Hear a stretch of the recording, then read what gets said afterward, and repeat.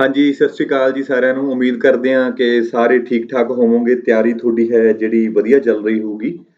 ਸੋ ਕਾਫੀ ਤੁਹਾਡੇ ਮੈਨੂੰ ਮੈਸੇਜ ਵੀ ਆਏ ਬੱਚਿਆਂ ਦੇ ਹਨਾ, ਕਿ ਜਿਹੜੀਆਂ ਤੁਹਾਡੀਆਂ ਪ੍ਰੋਬਲਮਸ ਨੇ ਆਪਾਂ ਉਹਨਾਂ ਬੰਨੀ ਵੀ ਧਿਆਨ ਦੇਵਾਂਗੇ। ਕੁਝ ਬੱਚੇ ਕਹਿ ਰਹੇ ਨੇ ਵੀ ਉਹ ਵਾਲਾ ਟੌਪਿਕ ਪਹਿਲਾਂ ਕਰਾਓ ਹਨਾ।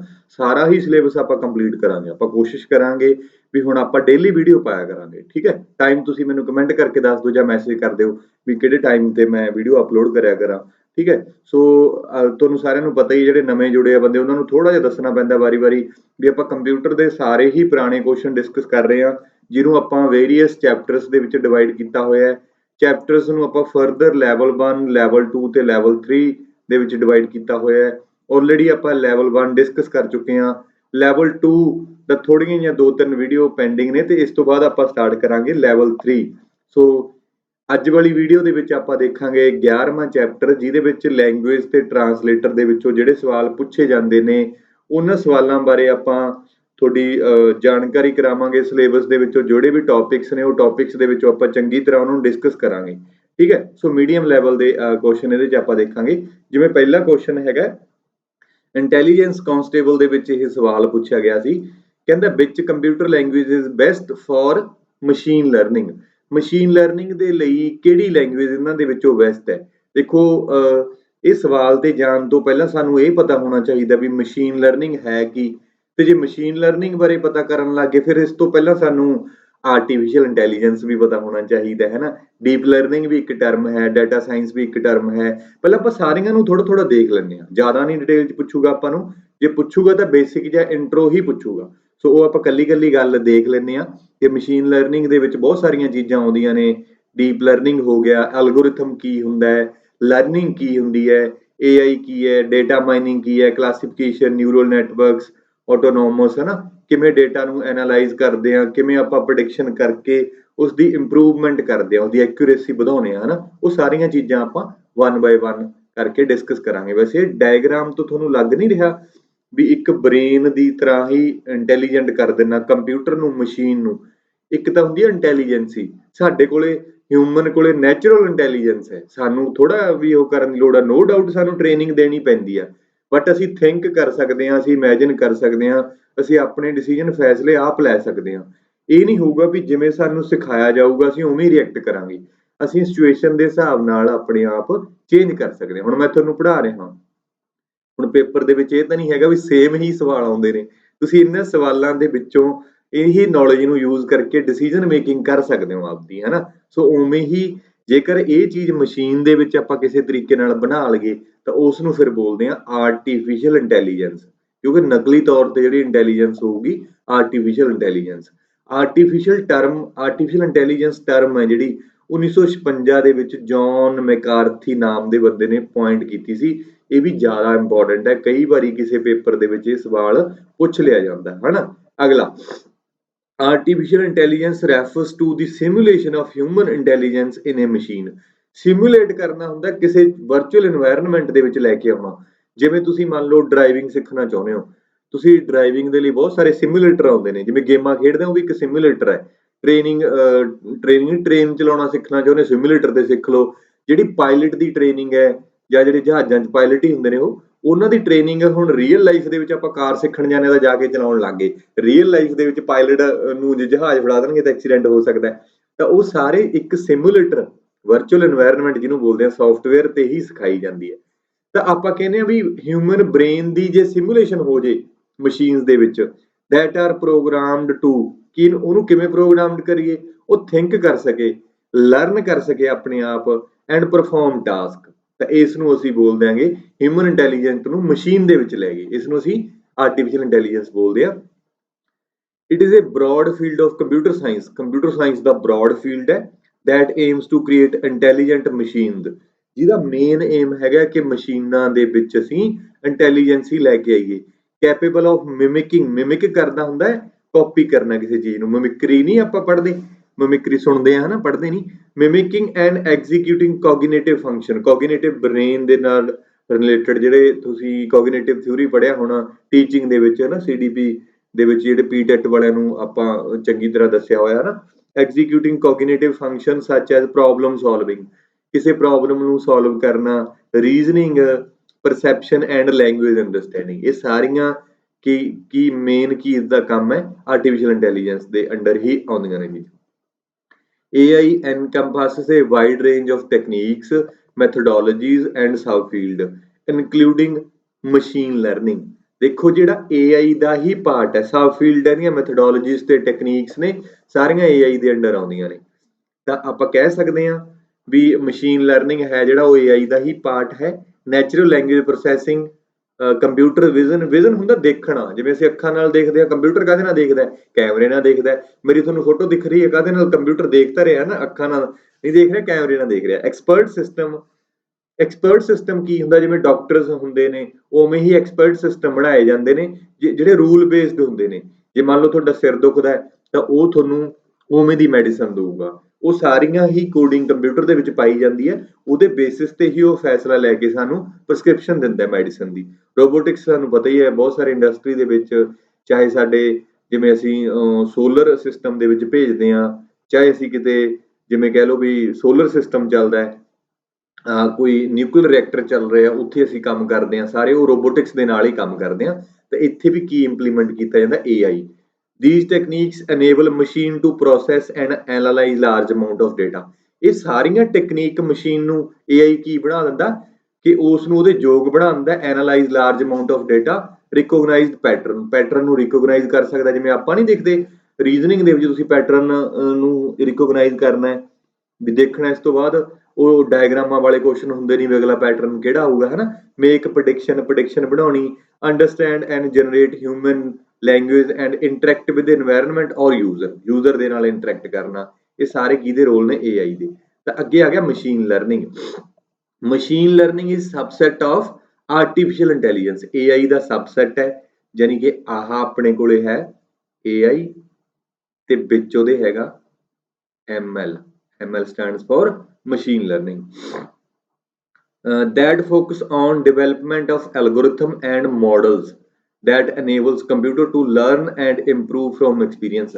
ਦੇਖੋ ਮਸ਼ੀਨ ਲਰਨਿੰਗ ਦਾ ਤਾਂ ਆਪਾਂ ਸਮਝ ਲਿਆ ਵੀ ਆਰਟੀਫਿਸ਼ੀਅਲ ਇੰਟੈਲੀਜੈਂਸ ਤਾਂ ਆਪਾਂ ਸਮਝ ਲਿਆ ਵੀ ਹਿਊਮਨ ਦਾ ਜਿਹੜਾ ਬਿਹੇਵੀਅਰ ਉਹ ਮਸ਼ੀਨਾਂ ਦੇ ਵਿੱਚ ਆ ਜੇ। ਤਾਂ ਉਹਨਾਂ ਨੂੰ ਬਣਾਉਣ ਦੇ ਲਈ ਉਹਦੇ ਵਿੱਚ ਕਿਹੜੇ ਐਲਗੋਰਿਥਮ ਯੂਜ਼ ਹੋਣਗੇ, ਕੀ ਟੈਕਨੀਕ ਯੂਜ਼ ਹੋਣਗੀਆਂ, ਕਿਹੜੀ ਲੈਂਗੁਏਜ ਯੂਜ਼ ਕਰਾਂਗੇ, ਤਾਂ ਉਹ ਚੀਜ਼ਾਂ ਕੌਣ ਪ੍ਰੋਵਾਈਡ ਕਰਦਾ, ਮਸ਼ੀਨ ਲਰਨਿੰਗ। ਤਾਂ ਮਸ਼ੀਨ ਲਰਨਿੰਗ ਦਾ ਮੇਨ ਫੋਕਸ ਹੈ ਕਿ ਅਸੀਂ ਮਾਡਲ ਬਣਾਈਏ, ਐਲਗੋਰਿਥਮ ਬਣਾਈਏ ਜਿਹੜੇ ਕੰਪਿਊਟਰ ਦੇ ਵਿੱਚ ਉਹਨੂੰ ਲਰਨ ਕਰਨ ਦੇ ਲਈ ਤੇ ਐਕਸਪੀਰੀਅੰਸ ਤੋਂ ਸਿੱਖਣ ਦੇ ਯੋਗ ਬਣਾ ਦੇਣ। ਔਰ ਡੇਟਾ ਵਿਦਾਊਟ ਐਕਸਪਲਿਸਿਟਲੀ ਪ੍ਰੋਗਰਾਮ ਨਾ ਕਰਨਾ ਪਵੇ। ਇੱਕ ਅਸੀਂ ਮਾਡਲ ਬਣਾ ਦਈਏ ਜਿਹੜਾ ਆਪਣੇ ਆਪ ਲਰਨ ਕਰੇ, ਉਹ ਮਾਡਲ ਤੋਂ ਸਿੱਖੇ, ਆਪਦੀਆਂ ਗਲਤੀਆਂ ਤੋਂ ਸਿੱਖ ਕੇ ਇੰਪਰੂਵਮੈਂਟ ਕਰੇ। ਆਪਾਂ ਵੀ ਤਾਂ ਐਵੇਂ ਹੀ ਕਰਦੇ ਹਾਂ।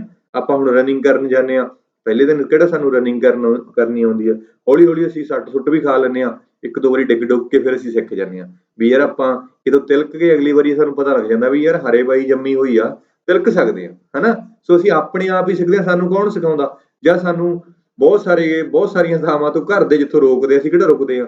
ਜਵਾਨੀ 'ਚ ਜੋਸ਼ ਹੀ ਬੰਦੇ ਕੋਲ ਇੰਨਾ ਹੁੰਦਾ, ਘਰ ਦੇ ਕਹਿੰਦੇ ਇਹ ਨਹੀਂ ਕਰਨਾ। ਜਿੰਨਾ ਚਿਰ ਕਹਿੰਦੇ ਹੁੰਦੇ ਆ ਵੀ ਮੱਛੀ ਪੱਥਰ ਚੱਟ ਕੇ ਨਹੀਂ ਆਉਂਦੇ, ਉਹਨਾਂ ਚਿਰ ਅਸੀਂ ਰੁਕਦੇ ਨਹੀਂ। ਜਦੋਂ ਸਾਡੇ ਨਾਲ ਹੋ ਜਾਂਦੀ ਆ ਫਿਰ ਅਸੀਂ ਦੂਜਿਆਂ ਨੂੰ ਦੱਸਦੇ ਹਾਂ। ਪਰ ਦੁੱਖ ਦੀ ਗੱਲ ਇਹ ਹੈ ਵੀ ਦੂਜੇ ਕਿਹੜਾ ਸਾਡੀ ਸੁਣਦੇ ਆ, ਜਿਵੇਂ ਘਰਦਿਆਂ ਦੀ ਅਸੀਂ ਨਹੀਂ ਸੁਣਦੇ ਉਵੇਂ ਸਾਡੀ ਦੂਜੇ ਨਹੀਂ ਸੁਣਦੇ। ਤਾਂ ਅਸੀਂ ਆਪਣੇ ਆਪ ਹੀ ਲਰਨ ਕਰਦੇ ਹਾਂ ਨਾ। ਤਾਂ ਮਸ਼ੀਨ ਲਰਨਿੰਗ ਵੀ ਕਹਿੰਦਾ ਵੀ ਅਸੀਂ ਵਿਦਾਊਟ ਬੀਇੰਗ ਐਕਸਪਲਿਸਿਟਲੀ ਪ੍ਰੋਗਰਾਮ, ਹਰੇਕ ਚੀਜ਼ ਦੱਸਣੀ ਨਾ ਪਵੇ, ਆਪਣੇ ਐਕਸਪੀਰੀਅੰਸ ਤੋਂ ਹੀ ਲਰਨ ਕਰੇ। It involve the construction of mathematical model. ਇਹਦੇ ਵਿੱਚ ਮੈਥੇਮੈਟੀਕਲ ਮਾਡਲ ਬਣਨ, ਜਿਵੇਂ ਤੁਸੀਂ ਸਵਾਲ ਕੱਢਦੇ ਹੋ, ਇਕੁਏਸ਼ਨ ਹੈ ਨਾ, ਉਹ ਕਾਹਦੇ ਲਈ ਯੂਜ਼ ਹੁੰਦੀਆਂ, ਆਪਾਂ ਨੂੰ ਤਾਂ ਲੱਗਦਾ ਵੀ ਕੀ ਵੈਲਿਊਆਂ ਪਾ ਕੇ ਕੱਢੀ ਜਾਂਦੇ ਆ ਯਾਰ। ਉਹ ਵੈਲਿਊਜ਼ ਨੇ ਜਿਹੜੀਆਂ ਉਹ ਰੀਅਲ ਲਾਈਫ ਦੇ ਵਿੱਚ ਇਸ ਤਰ੍ਹਾਂ ਯੂਜ਼ ਹੁੰਦੀਆਂ ਨੇ, ਮੈਥੇਮੈਟਿਕਲੀ ਮਾਡਲ ਬਣਦੇ ਨੇ। ਐਂਡ ਸਟੈਟਿਸਟੀਕਲ ਟੈਕਨੀਕਸ ਕਿਹੜੀਆਂ, ਮੀਨ ਕੱਢਣਾ, ਮੋਡ ਕੱਢਣਾ, ਮੋਡ ਕੱਢਣਾ, ਮੀਨ ਕੱਢਣਾ, ਅਨੋਵਾ ਟੈਸਟ ਲਾਉਣੇ ਆ, ਕਾਈ ਸਕੁਅਰ ਟੈਸਟ ਲਾਉਣੇ ਆ, ਉਹਦੀ ਸਾਰੇ ਡੇਟਾ ਦੀ ਐਨਾਲਿਸਿਸ ਕਰਨਾ ਆਪਾਂ। that allows machines to automatically learn and make prediction or decision। ਉਹਦੇ ਬੇਸ ਤੇ ਲੈਣੇ, ਹਨਾ। ਮੈਥ ਵਾਲੇ ਬੰਦੇ ਨੂੰ ਪਤਾ ਹੋਣਾ ਕਾਈ ਸਕੁਅਰ ਤੇ ਨੋਵਾ ਕੀ ਹੁੰਦਾ, ਜਾਂ ਜੇ ਤੁਸੀਂ ਰਿਸਰਚ ਪੜ੍ਹੀ ਤਾਂ ਵੀ ਤੁਹਾਨੂੰ ਥੋੜਾ ਬਹੁਤ ਆਈਡੀਆ ਹੋਣਾ। ਤੁਹਾਨੂੰ ਆਪਾਂ ਨੂੰ ਬਾਹਲੀ ਲੋੜ ਨਹੀਂ, ਤਾਂ ਮੈਂ ਵੈਸੇ ਨਾਮ ਹੀ ਦੱਸ ਰਿਹਾ। In machine learning algorithm are trained using large data set. ਕਹਿੰਦਾ ਮਸ਼ੀਨ ਲਰਨਿੰਗ ਦੇ ਵਿੱਚ ਐਲਗੋਰਿਥਮ ਨੂੰ ਟ੍ਰੇਨ ਕੀਤਾ ਜਾਂਦਾ ਲਾਰਜ ਡੇਟਾ ਸੈਟ ਦੇ ਨਾਲ। ਫੋਰ ਐਗਜ਼ਾਮਪਲ ਆਪਾਂ ਲੈ ਲੈਂਦੇ ਹਾਂ ਵੀ ਕੋਈ ਇੱਕ ਅਸੀਂ ਐਲਗੋਰਿਥਮ ਬਣਾਇਆ ਜਿਹੜਾ ਇਹ ਐਲਗੋਰਿਥਮ ਪ੍ਰੈਡਿਕਟ ਕਰੇ ਵੀ ਉਹ ਕਿਸੇ ਵੀ ਬੰਦੇ ਦੀ ਏਜ ਕਿੰਨੀ ਹੈ, ਤਾਂ ਉਹਦੀ ਅਸੀਂ ਫੋਟੋ ਖਿੱਚਦੇ ਆ, ਉਹਦੇ ਆਪਾਂ ਸਾਰੇ ਫੇਸ ਦੀ ਰਿਕੋਗਨੀਸ਼ਨ ਹੁੰਦੀ ਆ, ਉਹਦੇ ਬੇਸ ਤੇ ਉਹ ਦੱਸਿਆ ਜਾਂਦਾ ਹੈ ਵੀ ਇਹ ਮੇਲ ਹੈ ਕਿ ਫੀਮੇਲ ਹੈ। ਹੁਣ ਸਿੱਧਾ ਤਾਂ ਨਹੀਂ ਦੱਸਦਾ ਕੰਪਿਊਟਰ, ਪਹਿਲਾਂ ਉਹਦੇ ਲੱਖਾਂ ਫੋਟੋਆਂ ਦੇਖ ਕੇ ਉਹਦੀ ਟ੍ਰੇਨਿੰਗ ਕੀਤੀ ਜਾਂਦੀ ਹੈ। ਇੱਕ ਫੋਟੋ ਅਸੀਂ ਦੇ ਦਿੰਦੇ ਆ, ਉਹਨੂੰ ਕਹਿੰਦੇ ਸਮਝ ਲਾ ਇਹ ਮੇਲ ਹੈ ਇਹ ਫੀਮੇਲ ਹੈ। ਉਸ ਤਰੀਕੇ ਦੀਆਂ ਹਜ਼ਾਰਾਂ ਲੱਖਾਂ ਐਗਜ਼ਾਮਪਲਾਂ ਦੇਖ ਕੇ ਉਹਨੂੰ ਟ੍ਰੇਨ ਕਰਕੇ ਫਿਰ ਨਵੀਂ ਫੋਟੋ ਦਿੰਦੇ ਆ ਵੀ ਦੱਸ ਮੇਲ ਹੈ ਕਿ ਫੀਮੇਲ ਹੈ, ਜਾਂ ਇਹਦੀ ਏਜ ਪ੍ਰੋਡਿਕਟ ਕਰ। ਤਾਂ ਉਸ ਤਰੀਕੇ ਦੇ ਨਾਲ ਉਹਨੂੰ ਟ੍ਰੇਨਿੰਗ ਬੋਲ ਦਿੰਦੇ ਆ ਆਪਾਂ, ਹਨਾ। which contain examples, pattern or relationship that the machine learning model can learn from। Machine learning model ਉਹ ਰਿਲੇਸ਼ਨਸ਼ਿਪ ਤੋਂ, ਪੈਟਰਨ ਤੋਂ, ਐਗਜ਼ਾਮਪਲ ਤੋਂ ਸਮਝ ਕੇ ਆਪਣੀ ਇੱਕ ਸਮਝ ਬਣਾ ਲੈਂਦਾ ਹੈ। ਇਨ ਫਿਊਚਰ ਤਾਂ ਫਿਰ ਉਸ ਨੂੰ ਅਸੀਂ ਆਪਾਂ ਰੀਅਲ ਡਾਟਾ ਦੇ ਕੇ ਉਹਦੇ ਤੋਂ ਪਤਾ ਕਰ ਸਕਦੇ ਹਾਂ ਵੀ ਕੀ ਉਹ ਸਹੀ ਦੱਸ ਰਿਹਾ ਕਿ ਨਹੀਂ, ਹੈ ਨਾ। ਕਹਿੰਦਾ through this training process the model adjust its internal parameter or rule to optimise its performance on specific task. ਜਿਵੇਂ ਹੁਣ ਆਪਾਂ ਟ੍ਰੇਨਿੰਗ ਕਰ ਰਹੇ ਹਾਂ, ਤੁਸੀਂ ਸਾਰੇ ਪੜ੍ਹ ਰਹੇ ਹੋ ਸਕਦਾ ਤੁਸੀਂ ਕਿਸੇ ਕਿਤਾਬ ਦੇ ਵਿੱਚੋਂ ਕੋਈ ਹੋਰ ਕਨਸੈਪਟ ਗਲਤ ਪੜ੍ਹਿਆ ਹੋਵੇ, ਹੋ ਸਕਦਾ ਮੈਂ ਇੱਕ ਅੱਧਾ ਪੁਆਇੰਟ ਮਿਸ ਕਰ ਗਿਆ ਹੋਵਾਂ, ਕਿਤੇ ਹੋ ਜਾਂਦਾ ਕਈ ਵਾਰੀ, ਹਨਾ।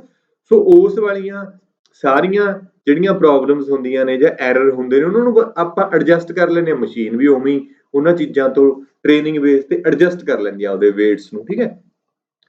The main goal of the machine learning is to develop model that can recognize from the training data and make accurate prediction or decision on new unseen data। Training data ਦੇ ਵਿੱਚੋਂ ਕਹਿੰਦਾ ਲਰਨ ਕਰ ਲੇ machine, ਤੇ ਅਨਸੀਨ data ਜਿਹਦਾ level ਨਾ ਪਤਾ ਹੋਵੇ, ਨਵੀਂ ਫੋਟੋ ਜੀ 'ਚ ਇਹ ਨਹੀਂ ਪਤਾ ਉਹਦੀ ਏਜ ਕਿੰਨੀ ਹੈ ਤੇ ਮੇਲ ਹੈ ਕਿ ਫੀਮੇਲ ਹੈ, ਉਹਦੇ ਤੇ ਉਹ ਕਰੈਕਟ ਪ੍ਰੈਡਿਕਸ਼ਨ ਕਰੇ, ਇਹੀ ਗੋਲ ਹੁੰਦਾ ਹੈ। ਤਾਂ ਦੋ ਚੀਜ਼ਾਂ ਇੱਥੇ ਹੁੰਦੀਆਂ ਨੇ, ਮੈਂ ਦੱਸ ਦਿੰਦਾ, ਕਈ ਵਾਰੀ ਪੁੱਛ ਲੈਂਦਾ ਮਸ਼ੀਨ ਲਰਨਿੰਗ ਦੇ ਵਿੱਚ। ਇੱਕ ਸਵਾਲ ਉਹਨੇ ਪੁੱਛਿਆ ਸੀ, ਇੱਕ ਤਾਂ ਹੁੰਦੀ ਹੈ ਟ੍ਰੇਨਿੰਗ, ਦੂਸਰਾ ਹੁੰਦਾ ਟੈਸਟਿੰਗ। ਇਹ ਤੁਹਾਨੂੰ ਸਾਰਿਆਂ ਨੂੰ ਹੁਣ ਕਲੀਅਰ ਹੋ ਹੀ ਗਿਆ ਵੀ ਟ੍ਰੇਨਿੰਗ ਕੀ ਹੁੰਦੀ ਹੈ। ਟ੍ਰੇਨਿੰਗ ਤਾਂ ਹੁੰਦਾ ਸੈਂਪਲਸ ਦੇ ਦੇਣਾ, ਲੇਬਲ ਦੇ ਦੇਣਾ। ਲੇਬਲ ਆਪਾਂ ਕਿਹਨੂੰ ਬੋਲ ਦਾਂਗੇ ਕਿ ਕਿਸੇ ਬੰਦੇ ਦੀ ਫੋਟੋ ਦਿੱਤੀ ਆਪਾਂ ਤੇ ਉਹਨੂੰ ਨਾਲ ਉਹਦਾ ਦੱਸਤਾ ਵੀ ਏਜ ਕਿੰਨੀ ਆ ਤੇ ਮੇਲ ਹੈ ਕਿ ਫੀਮੇਲ ਆ, ਉਹ ਹੋ ਗਿਆ ਲੇਬਲ, ਹਨਾ। ਬੰਦਿਆਂ ਦੀਆਂ 50 ਫੋਟੋਆਂ ਦਿੱਤੀਆਂ, 50 ਦੇ ਨਾਲ ਉਹਨਾਂ ਦੀ ਏਜ ਤੇ ਉਹਦਾ ਦੱਸਤਾ ਮੇਲ ਹੈ ਕਿ ਫੀਮੇਲ, ਉਹ ਤਾਂ ਹੋ ਗਈ ਲੇਬਲ, ਹਨਾ। ਟ੍ਰੇਨਿੰਗ ਦੇ ਵਿੱਚ ਵਿਦ ਲੇਬਲ ਦੇਵਾਂਗੇ। ਟੈਸਟਿੰਗ ਦੇ ਵਿੱਚ ਆਪਾਂ ਲੇਬਲ ਨਹੀਂ ਦਿੰਦੇ, ਇਕੱਲੀਆਂ ਫੋਟੋਆਂ ਦੇਵਾਂਗੇ, ਦੇਖਦੇ ਆ ਕਿੰਨੇ ਪ੍ਰੋਡਿਕਟ ਕਰਦਾ। ਜੇ 50 ਦੇ ਵਿੱਚੋਂ ਉਹਨੇ 45 ਪ੍ਰੋਡਿਕਟ ਕਰਤੇ ਤਾਂ ਆਪਾਂ ਕਹਿ ਸਕਦੇ ਹਾਂ ਕਿ 50 ਦਾ 10% ਕਿੰਨਾ ਹੁੰਦਾ 5, ਤਾਂ ਆਪਾਂ ਕਹਿ ਦਾਂਗੇ 95% ਐਕੂਰੇਸੀ ਆ, 5% ਜਿਹੜਾ ਉਹ ਗਲਤ ਦੱਸ ਰਿਹਾ ਹੈ, ਠੀਕ ਹੈ। ਤਾਂ ਇਸ ਤਰੀਕੇ ਨਾਲ ਮਾਡਲ ਨੂੰ ਚੈੱਕ ਕੀਤਾ ਜਾਂਦਾ ਵੀ ਉਹ ਐਕੂਰੇਟ ਹੈਗਾ ਕਿ ਨਹੀਂ। ਕਲੀਅਰ ਹੋਈ ਗੱਲ। ਮਸ਼ੀਨ ਲਰਨਿੰਗ ਦੀਆਂ ਟਾਈਪਸ ਹੋ ਸਕਦੀਆਂ ਨੇ ਜਿਵੇਂ ਸੁਪਰਵਾਈਜ਼ਡ ਲਰਨਿੰਗ, ਅਨਸੁਪਰਵਾਈਜ਼ਡ ਤੇ ਰੀਇਨਫੋਰਸਮੈਂਟ। ਇਹਦੇ ਬੜਾ ਯਾਦ ਕਰਨ ਦੀ ਲੋੜ ਨਹੀਂ, ਬਸ ਇੰਨਾ ਜ਼ਰੂਰ ਕਰ ਲਿਓ ਕਿ ਮਸ਼ੀਨ ਲਰਨਿੰਗ ਦਾ ਇੱਕ ਹੁੰਦੀ ਹੈ ਸੁਪਰਵਾਈਜ਼ਡ, ਦੂਜੀ ਹੁੰਦੀ ਹੈ ਅਨਸੁਪਰਵਾਈਜ਼ਡ, ਤੀਜੀ ਹੁੰਦੀ ਹੈ ਰੀਇਨਫੋਰਸਮੈਂਟ। ਸੁਪਰਵਾਈਜ਼ਡ ਦੇ ਵਿੱਚ ਆਊਟਪੁੱਟ ਲੈਵਲ ਆਪਾਂ ਦੇ ਦਿੰਦੇ ਹਾਂ, ਆਊਟਪੁੱਟ ਲੈਵਲ ਗਿਵਨ ਹੁੰਦੇ ਨੇ, ਤੇ ਅਨਸੁਪਰਵਾਈਜ਼ਡ ਦੇ ਵਿੱਚ ਆਊਟਪੁੱਟ ਲੈਵਲ ਦਿੱਤੇ ਨਹੀਂ ਹੁੰਦੇ। ਰੀਇਨਫੋਰਸਮੈਂਟ ਹੈ ਜਿਹੜਾ ਟ੍ਰਾਇਲ ਐਂਡ ਐਰਰ ਤੋਂ ਸਿੱਖਦਾ, ਆਪਦੀਆਂ ਗਲਤੀਆਂ ਕਰੀ ਜਾਂਦਾ ਇੱਕ ਵਾਰੀ, ਫਿਰ ਉਹਦੇ ਤੋਂ ਸਿੱਖਦਾ। ਜਿਵੇਂ ਇੱਕ ਬੱਚਾ ਆਪਾਂ ਕਹਿੰਦੇ ਵੀ ਖੇਤ ਭੇਜਨੇ ਹਰਾ ਵੱਢ, ਤੁਸੀਂ ਵੀ ਸਾਰਿਆਂ ਨੇ ਵੱਢਿਆ ਹੋਣਾ, ਹਰਾ ਹੁਰਾ ਵੱਢਦੇ ਦਾਤੀ ਮਾਰ ਲੈਣੇ ਆ, ਉਂਗਲ ਹੱਥਾਂ ਵਢਾ ਲੈਣੇ ਆ, ਜਾਂ ਕੱਖ ਮਾਰਦੇ ਆਪਾਂ ਕਸੀਆ ਮਰਵਾ ਲੈਣੇ ਪੈਰ ਤੇ, ਤਾਂ ਫਿਰ ਉੱਥੋਂ ਅਸੀਂ ਸਿੱਖਦੇ ਹਾਂ। ਉਹ ਹੁੰਦਾ ਟ੍ਰਾਇਲ ਐਂਡ ਐਰਰ। ਟ੍ਰਾਇਲ ਕੀਤਾ ਫਿਰ ਐਰਰ ਆਇਆ, ਉਹ ਰੀਇਨਫੋਰਸਮੈਂਟ ਹੁੰਦਾ। ਇਹ ਜ਼ਿਆਦਾ ਨਹੀਂ ਪੁੱਛੂਗਾ, ਜੇ ਕਈ ਵਾਰੀ ਪੁੱਛ ਲਿਆ ਤਾਂ ਸਿਰਫ ਟਾਈਪ ਪੁੱਛ ਲੂਗਾ ਜਾਂ ਟ੍ਰੇਨਿੰਗ ਐਂਡ ਟੈਸਟਿੰਗ ਬਾਰੇ ਥੋੜਾ ਥੋੜਾ ਪੁੱਛਦਾ, ਬੜਾ ਨਹੀਂ ਪੁੱਛਿਆ ਗਿਆ ਇਹਦੇ, ਠੀਕ ਹੈ। ਹੁਣ ਲੈਂਗੁਏਜ ਕਿਹੜੀਆਂ ਨੇ ਮਸ਼ੀਨ ਲਰਨਿੰਗ ਦੇ ਵਿੱਚ ਯੂਜ਼ ਕੀਤੀਆਂ ਜਾਂਦੀਆਂ ਨੇ, ਬਹੁਤ ਜ਼ਿਆਦਾ ਇੰਪੋਰਟੈਂਟ ਹੈ, ਜਿਹਦੇ ਵਿੱਚੋਂ ਪਾਈਥਨ, ਆਰ, ਮੈਟਲੈਬ, ਇਹ ਤਿੰਨ ਬਹੁਤ ਜ਼ਿਆਦਾ ਇੰਪੋਰਟੈਂਟ ਨੇ। ਸਮ ਐਕਸਟੈਂਟ ਜਾਵਾ ਵੀ ਯੂਜ਼ ਕੀਤੀ ਜਾਂਦੀ ਹੈ, ਜੂਲੀਆ ਵੀ ਯੂਜ਼ ਕੀਤੀ ਜਾਂਦੀ ਹੈ। ਜੂਲੀਆ C++ ਤੇ ਪਾਈਥਨ ਦਾ ਹੀ ਕੰਬੀਨੇਸ਼ਨ ਹੈ। ਜ਼ਿਆਦਾ ਇੰਪੋਰਟੈਂਟ ਪਹਿਲੀਆਂ ਤਿੰਨ ਨੇ, ਬਟ ਇਹਨਾਂ ਦਾ ਵੀ ਆਪਾਂ ਥੋੜਾ ਬਹੁਤ ਨਾਮ ਪੜ੍ਹ ਸਕਦੇ ਹਾਂ। ਹੁਣ ਅੱਗੇ ਆ ਗਿਆ ਡੇਟਾ ਸਾਇੰਸ। ਡੇਟਾ ਸਾਇੰਸ ਕੀ ਹੈ? Data science is the interdisciplinary field that combine statistical analysis, machine learning and computer science। ਕਹਿੰਦਾ ਇਹ ਇੰਟਰਡਿਸਪਲਿਨਰੀ ਦਾ ਮਤਲਬ ਇੱਕ ਤੋਂ ਜ਼ਿਆਦਾ ਫੀਲਡਸ ਨੂੰ ਜੋੜ ਕੇ ਬਣਿਆ, ਜਿਹਦੇ ਵਿੱਚ ਸਟੈਟਿਸਟੀਕਲ ਐਨਾਲਿਸਿਸ, ਉਹ ਕੀ ਹੁੰਦਾ ਹੈ? ਸਟੈਟਿਸਟਿਕ ਐਨਾਲਿਸਿਸ ਕਰਨਾ, ਉਹਦਾ ਮੀਨ ਕੱਢਣਾ, ਮੀਡੀਅਨ ਕੱਢਣਾ, ਮੋਡ ਕੱਢਣਾ, ਹਨਾ, ਪ੍ਰੈਡਿਕਸ਼ਨਾਂ ਕਰਨੀਆਂ। ਮਸ਼ੀਨ ਲਰਨਿੰਗ ਮਾਡਲ ਬਣਾਉਣੇ ਮੈਥਮੈਟਿਕਲੀ ਕਿਸੇ ਚੀਜ਼ ਨੂੰ ਪ੍ਰੈਡਿਕਸ਼ਨ ਦੇ। ਕੰਪਿਊਟਰ ਸਾਇੰਸ ਦੇ ਵਿੱਚ ਪ੍ਰੋਗਰਾਮਿੰਗ, ਕੋਡਿੰਗ ਵਗੈਰਾ ਯੂਜ਼ ਕਰ ਲੈਣੀ to extract valuable insight or knowledge from large set of data। ਹੁਣ ਫੇਸਬੁੱਕ ਤੇ ਇੰਸਟਾਗ੍ਰਾਮ ਤੇ ਬਹੁਤ ਹੀ large amount of data set ਹੈ, ਤਾਂ ਉਹਦੇ ਤੇ ਡੇਟਾ ਸਾਇੰਸ ਲਾ ਕੇ ਉਹਦੇ ਚੋਂ ਆਪਾਂ ਨੌਲੇਜ ਕੱਢ ਸਕਦੇ ਹਾਂ। ਜਾਂ ਆਪਾਂ ਕਹਿ ਲਈਏ ਵੀ ਜਿਹੜੀਆਂ ਵੱਡੀਆਂ ਕੰਪਨੀਆਂ ਨੇ, ਜਿਵੇਂ ਆਪਣੇ ਕੋਲੇ ਕਹਿ ਲਓ ਵੀ ਐਮਾਜ਼ੋਨ ਹੈ, ਮੀਸ਼ੋ ਹੈ, ਤੇ ਜਾਂ ਆਪਣੇ ਕੋਲੇ ਫਲਿੱਪਕਾਰਟ ਹੈ, ਇਹ ਕੀ ਕਰਦੇ ਨੇ, ਇਹ ਡੇਟਾ ਸਾਇੰਸ ਨੂੰ ਹੀ ਵਰਤ ਕੇ ਉਹਦੇ ਵਿੱਚੋਂ ਕੀ ਕੱਢ ਲੈਂਦੇ ਨੇ, ਨੌਲੇਜ ਕੱਢ ਲੈਂਦੇ ਨੇ, ਮੀਨਿੰਗਫੁਲ ਇਨਫੋਰਮੇਸ਼ਨ ਕੱਢ ਲੈਂਦੇ ਨੇ। ਉਹ ਪਿਛਲੀ 10 ਸਾਲ 5 ਸਾਲ ਦੀ ਗਰਮੀਆਂ ਦਾ ਡੇਟਾ ਪ੍ਰੈਡਿਕਟ ਕਰਕੇ ਉਹਦੇ ਚ ਦੇਖ ਲੈਂਦੇ ਨੇ ਆਉਣ ਵਾਲੀਆਂ ਗਰਮੀਆਂ ਦੇ ਵਿੱਚ ਕਾਹਦੀ ਸੇਲ ਵਧਣ ਵਾਲੀ ਹੈ, ਜਾਂ ਪਿਛਲੇ ਮਹੀਨੇ ਕਾਹਦੀ ਸੇਲ ਹੋਈ, ਅਗਲੇ ਮਹੀਨੇ ਉਹਦੇ ਚੋਂ ਪ੍ਰੈਡਿਕਟ ਕਰਕੇ ਸਾਰੇ ਚੀਜ਼ਾਂ ਨੂੰ ਯੂਜ਼ ਕਰਕੇ ਉਹ ਆਪਦੀ ਸੇਲ ਵਧਾਉਂਦੀਆਂ ਨੇ ਕੰਪਨੀ। ਠੀਕ ਹੈ, ਸੋ ਇਹ ਪ੍ਰੈਡਿਕਟ ਕਰ ਸਕਦੇ ਆ। ਮੰਨ ਲਓ ਤੁਹਾਡੀ ਕੋਈ ਕੰਪਨੀ ਹੈ, ਤੁਸੀਂ ਸੇਲ ਪਿਛਲੇ 5 ਸਾਲਾਂ ਦਾ ਡਾਟਾ ਹੈਗਾ, ਉਹ ਡੇਟਾ ਤੋਂ ਪ੍ਰੈਡਿਕਟ ਕਰ ਸਕਦੇ ਹੋ ਵੀ ਅਗਲੇ ਸਾਲ ਤੁਹਾਡਾ ਰੈਵਨਿਊ ਕਿੰਨਾ ਜਨਰੇਟ ਹੋਣ ਵਾਲਾ। ਇਹ ਸਾਰੀਆਂ ਚੀਜ਼ਾਂ ਕਿਹਦੇ ਵਿੱਚ ਹੁੰਦੀਆਂ ਨੇ, ਡਾਟਾ ਸਾਇੰਸ ਦੇ ਵਿੱਚ। ਤਾਂ ਡਾਟਾ ਸਾਇੰਸ ਦੇ ਵਿੱਚ ਬਹੁਤ ਜ਼ਿਆਦਾ ਜੌਬਸ ਨੇ। ਜੇਕਰ ਤੁਸੀਂ ਕੰਪਿਊਟਰ ਸਾਇੰਸ ਬੈਕਗ੍ਰਾਉਂਡ ਨਾਲ ਰਿਲੇਟ ਕਰਦੇ ਹੋ ਤਾਂ ਡਾਟਾ ਸਾਇੰਸ ਦਾ ਤੁਸੀਂ ਕੋਰਸ ਕਰੋ, ਤਾਂ ਇੱਥੇ ਤੁਹਾਨੂੰ ਜੌਬ ਓਪਰਚੁਨਿਟੀ ਬਹੁਤ ਜ਼ਿਆਦਾ ਮਿਲਦੀਆਂ ਨੇ, ਤੁਸੀਂ ਤਾਂ ਸੌਖਾ ਮਿਲ ਜਾਂਦਾ ਕੰਮ। ਠੀਕ ਹੈ, it involves collecting, organizing, processing, analyzing and interpreting data to understand pattern, make prediction and support decision making। ਇਹੀ ਹੁੰਦਾ ਸਾਰਾ ਕੁਝ ਪ੍ਰੋਸੈਸ ਕਰਕੇ, ਕਲੈਕਟ ਕਰਕੇ, ਆਰਗੇਨਾਈਜ਼ ਕਰਕੇ ਉਹਦੇ ਬੇਸਿਸ ਤੇ ਡਿਸੀਜਨ ਮੇਕਿੰਗ ਹੁੰਦੀ ਹੈ। ਜਿਵੇਂ ਅੱਜ ਕੱਲ੍ਹ ਆਪਾਂ ਸੁਣਿਆ AI ਦੇ ਵਿੱਚ, ਉਹ ਤੁਸੀਂ ਨਹੀਂ ਸੁਣਿਆ ਸਪੋਰਟਸ ਵਾਲੀਆਂ ਕੁੜੀਆਂ, ਉਹਨਾਂ ਦੇ ਸਮਾਈਲਿੰਗ ਫੇਸ ਵਾਲੇ ਬਣਾਤੇ, ਉਹ ਸਾਰਾ ਕੀ ਲੱਗਦੀਆਂ ਨੇ, AI ਟੈਕਨੀਕਸ ਹੀ ਲੱਗਦੇ ਨੇ। ਡਾਟਾ ਸਾਇੰਸ ਤਾਂ ਚਲੋ ਨਹੀਂ, ਉਹਦੇ ਵਿੱਚ ਕਿਹੜਾ ਵੈਲਿਊਏਬਲ ਇਨਫੋਰਮੇਸ਼ਨ ਕੱਢੀ ਹੈ, AI ਹੀ ਲਗਾਈ ਹੈ, ਮਸ਼ੀਨ ਲਰਨਿੰਗ ਮਾਡਲ ਯੂਜ਼ ਕਰਕੇ ਹੀ ਸਾਰੀਆਂ ਚੀਜ਼ਾਂ ਹੁੰਦੀਆਂ ਨੇ। ਤਾਂ ਇਹ ਆਪਾਂ ਦੇਖ ਸਕਦੇ ਹਾਂ, AI ਇੱਕ ਬ੍ਰੌਡ ਫੀਲਡ ਹੈ। AI ਦੇ ਵਿੱਚ ਹੈਗਾ ਮਸ਼ੀਨ ਲਰਨਿੰਗ, ਮਸ਼ੀਨ ਲਰਨਿੰਗ ਦੇ ਵਿੱਚ ਹੈ ਡੀਪ ਲਰਨਿੰਗ, ਡੇਟਾ ਸਾਇੰਸ ਹੈ ਜਿਹੜਾ ਇਹਨਾਂ ਦਾ ਹੀ ਪਾਰਟ ਹੈ, ਸਬ ਫੀਲਡ ਹੈ ਕਹਿ ਸਕਦੇ ਹਾਂ। ਠੀਕ ਹੈ, ਤਾਂ ਡੀਪ ਲਰਨਿੰਗ ਬਾਰੇ ਥੋੜਾ ਜਿਹਾ ਦੱਸ ਦਿੰਦਾ। ਡੀਪ ਲਰਨਿੰਗ ਦੇ ਵਿੱਚ ਬਹੁਤ ਸਾਰੀਆਂ ਲੇਅਰਸ ਲਗਾ ਦਿੱਤੀਆਂ ਜਾਂਦੀਆਂ ਨੇ। ਜਿਵੇਂ ਮਸ਼ੀਨ ਲਰਨਿੰਗ ਦੇ ਵਿੱਚ ਇੱਕ ਲੇਅਰ ਲੱਗਦੀਆਂ ਨੇ, ਡੀਪ ਲਰਨਿੰਗ ਦੇ ਵਿੱਚ ਇੱਕ ਤੋਂ ਜ਼ਿਆਦਾ ਵਾਰੀ ਹੀ ਲਰਨਿੰਗ ਕੀਤੀ ਜਾਂਦੀ ਹੈ। ਮੰਨ ਲਓ ਅਸੀਂ ਪਹਿਲਾਂ ਵਾਲੀ ਪੁਰਾਣੀ ਐਗਜ਼ਾਮਪਲ ਹੀ ਦੇਖ ਲੈਂਦੇ ਹਾਂ। ਆਪਾਂ ਦੇਖ ਰਹੇ ਸੀ ਵੀ ਕਿਸੇ ਬੰਦੇ ਦੀ ਫੋਟੋ ਦੇਖ ਕੇ ਮਸ਼ੀਨ ਨੂੰ ਇੱਕ ਵਾਰੀ ਟ੍ਰੇਨ ਕਰਾਤਾ ਸੀ ਆਪਾਂ ਵੀ ਇਹਦੀ ਏਜ ਕਿੰਨੀ ਹੈ, ਇਹ ਮੇਲ ਹੈ ਕਿ ਫੀਮੇਲ ਹੈ। ਡੀਪ ਲਰਨਿੰਗ ਦੇ ਵਿੱਚ ਉਹ ਮਲਟੀਪਲ ਟਾਈਮ ਟ੍ਰੇਨ ਕਰਾ ਦੂਗਾ, 4 5 6 10 ਵਾਰੀ ਲੇਅਰਸ ਲਗਾ ਦਿੰਦਾ ਮਾਡਲ ਦੀਆਂ। ਪਹਿਲੀ ਵਾਰੀ ਟ੍ਰੇਨ ਕਰਾਇਆ, ਦੂਜੀ ਵਾਰੀ, ਤੀਜੀ ਵਾਰੀ ਐਰਰ ਹੁੰਦਾ ਜਿਹੜਾ ਉਹਨੂੰ ਕੱਢਦਾ ਜਾਂਦਾ, ਤੇ ਐਂਡ ਤੇ ਜਾ ਕੇ ਜਿਹੜਾ ਮਾਡਲ ਹੈ ਉਹ ਪਰਫੈਕਟ ਬਣ ਜਾਂਦਾ। ਤਾਂ ਉਸ ਨੂੰ ਆਪਾਂ ਬੋਲ ਦਿੰਦੇ ਆ ਡੀਪ ਲਰਨਿੰਗ। ਡੀਪ ਲਰਨਿੰਗ ਦੀਆਂ ਬਹੁਤ ਸਾਰੀਆਂ ਲਾਇਬ੍ਰੇਰੀ ਨੇ, ਪਾਂਡਾ ਹੋ ਗਿਆ, ਨਮਪਾਈ ਹੋ ਗਿਆ, ਚਲੋ ਆਪਾਂ ਨੂੰ ਲੋੜ ਨਹੀਂ ਇੰਨੀ, ਹੈ ਨਾ। ਤਾਂ ਫਿਰ ਦੇਖੋ ਬੈਸਟ ਫॉर ਮਸ਼ੀਨ ਲਰਨਿੰਗ ਕਿਹੜੀ ਆ, ਤਾਂ ਆਨਸਰ ਹੈਗਾ ਸੀ, ਪਾਈਥਨ। ਯਾਦ ਰੱਖਣਾ। ਠੀਕ ਹੈ, ਅਗਲਾ ਸਵਾਲ ਕਹਿੰਦਾ ਬਟ ਟਾਈਪ ਆਫ ਲੈਂਗੁਏजेस ਨਹੀਂ ਆਉਣਾ ਸੀ, ਇਸ ਦੀ ਬੜੀ ਵੱਡੀ ਦਿੱਕਤ ਹੈ। But type of language can easily interact with hardware.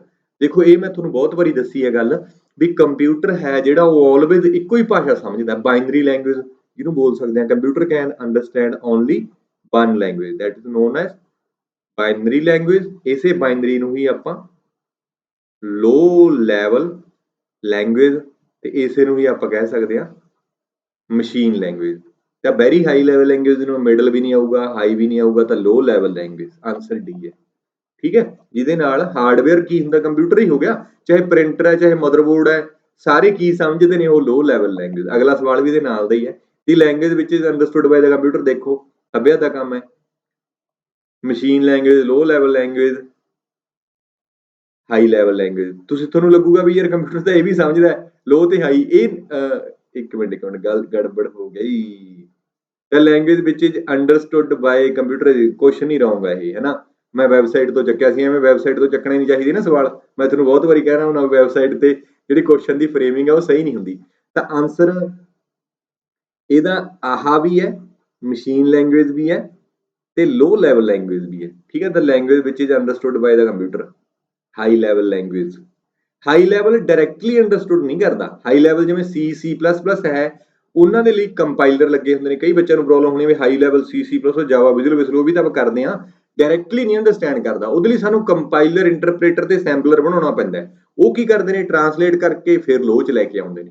ਤਾਂ ਫਿਰ ਤਾਂ ਕਰਕੇ ਇਹ ਆਨਸਰ ਨਹੀਂ ਆਊਗਾ। ਕਈ ਬੰਦੇ ਕਹਿਣਗੇ ਆਲ ਆਫ ਦੀ ਅਬਵ, ਨਹੀਂ, ਲੋ ਲੈਵਲ ਤੇ ਮਸ਼ੀਨ, ਕਿਉਂਕਿ machine language is also known as low level language.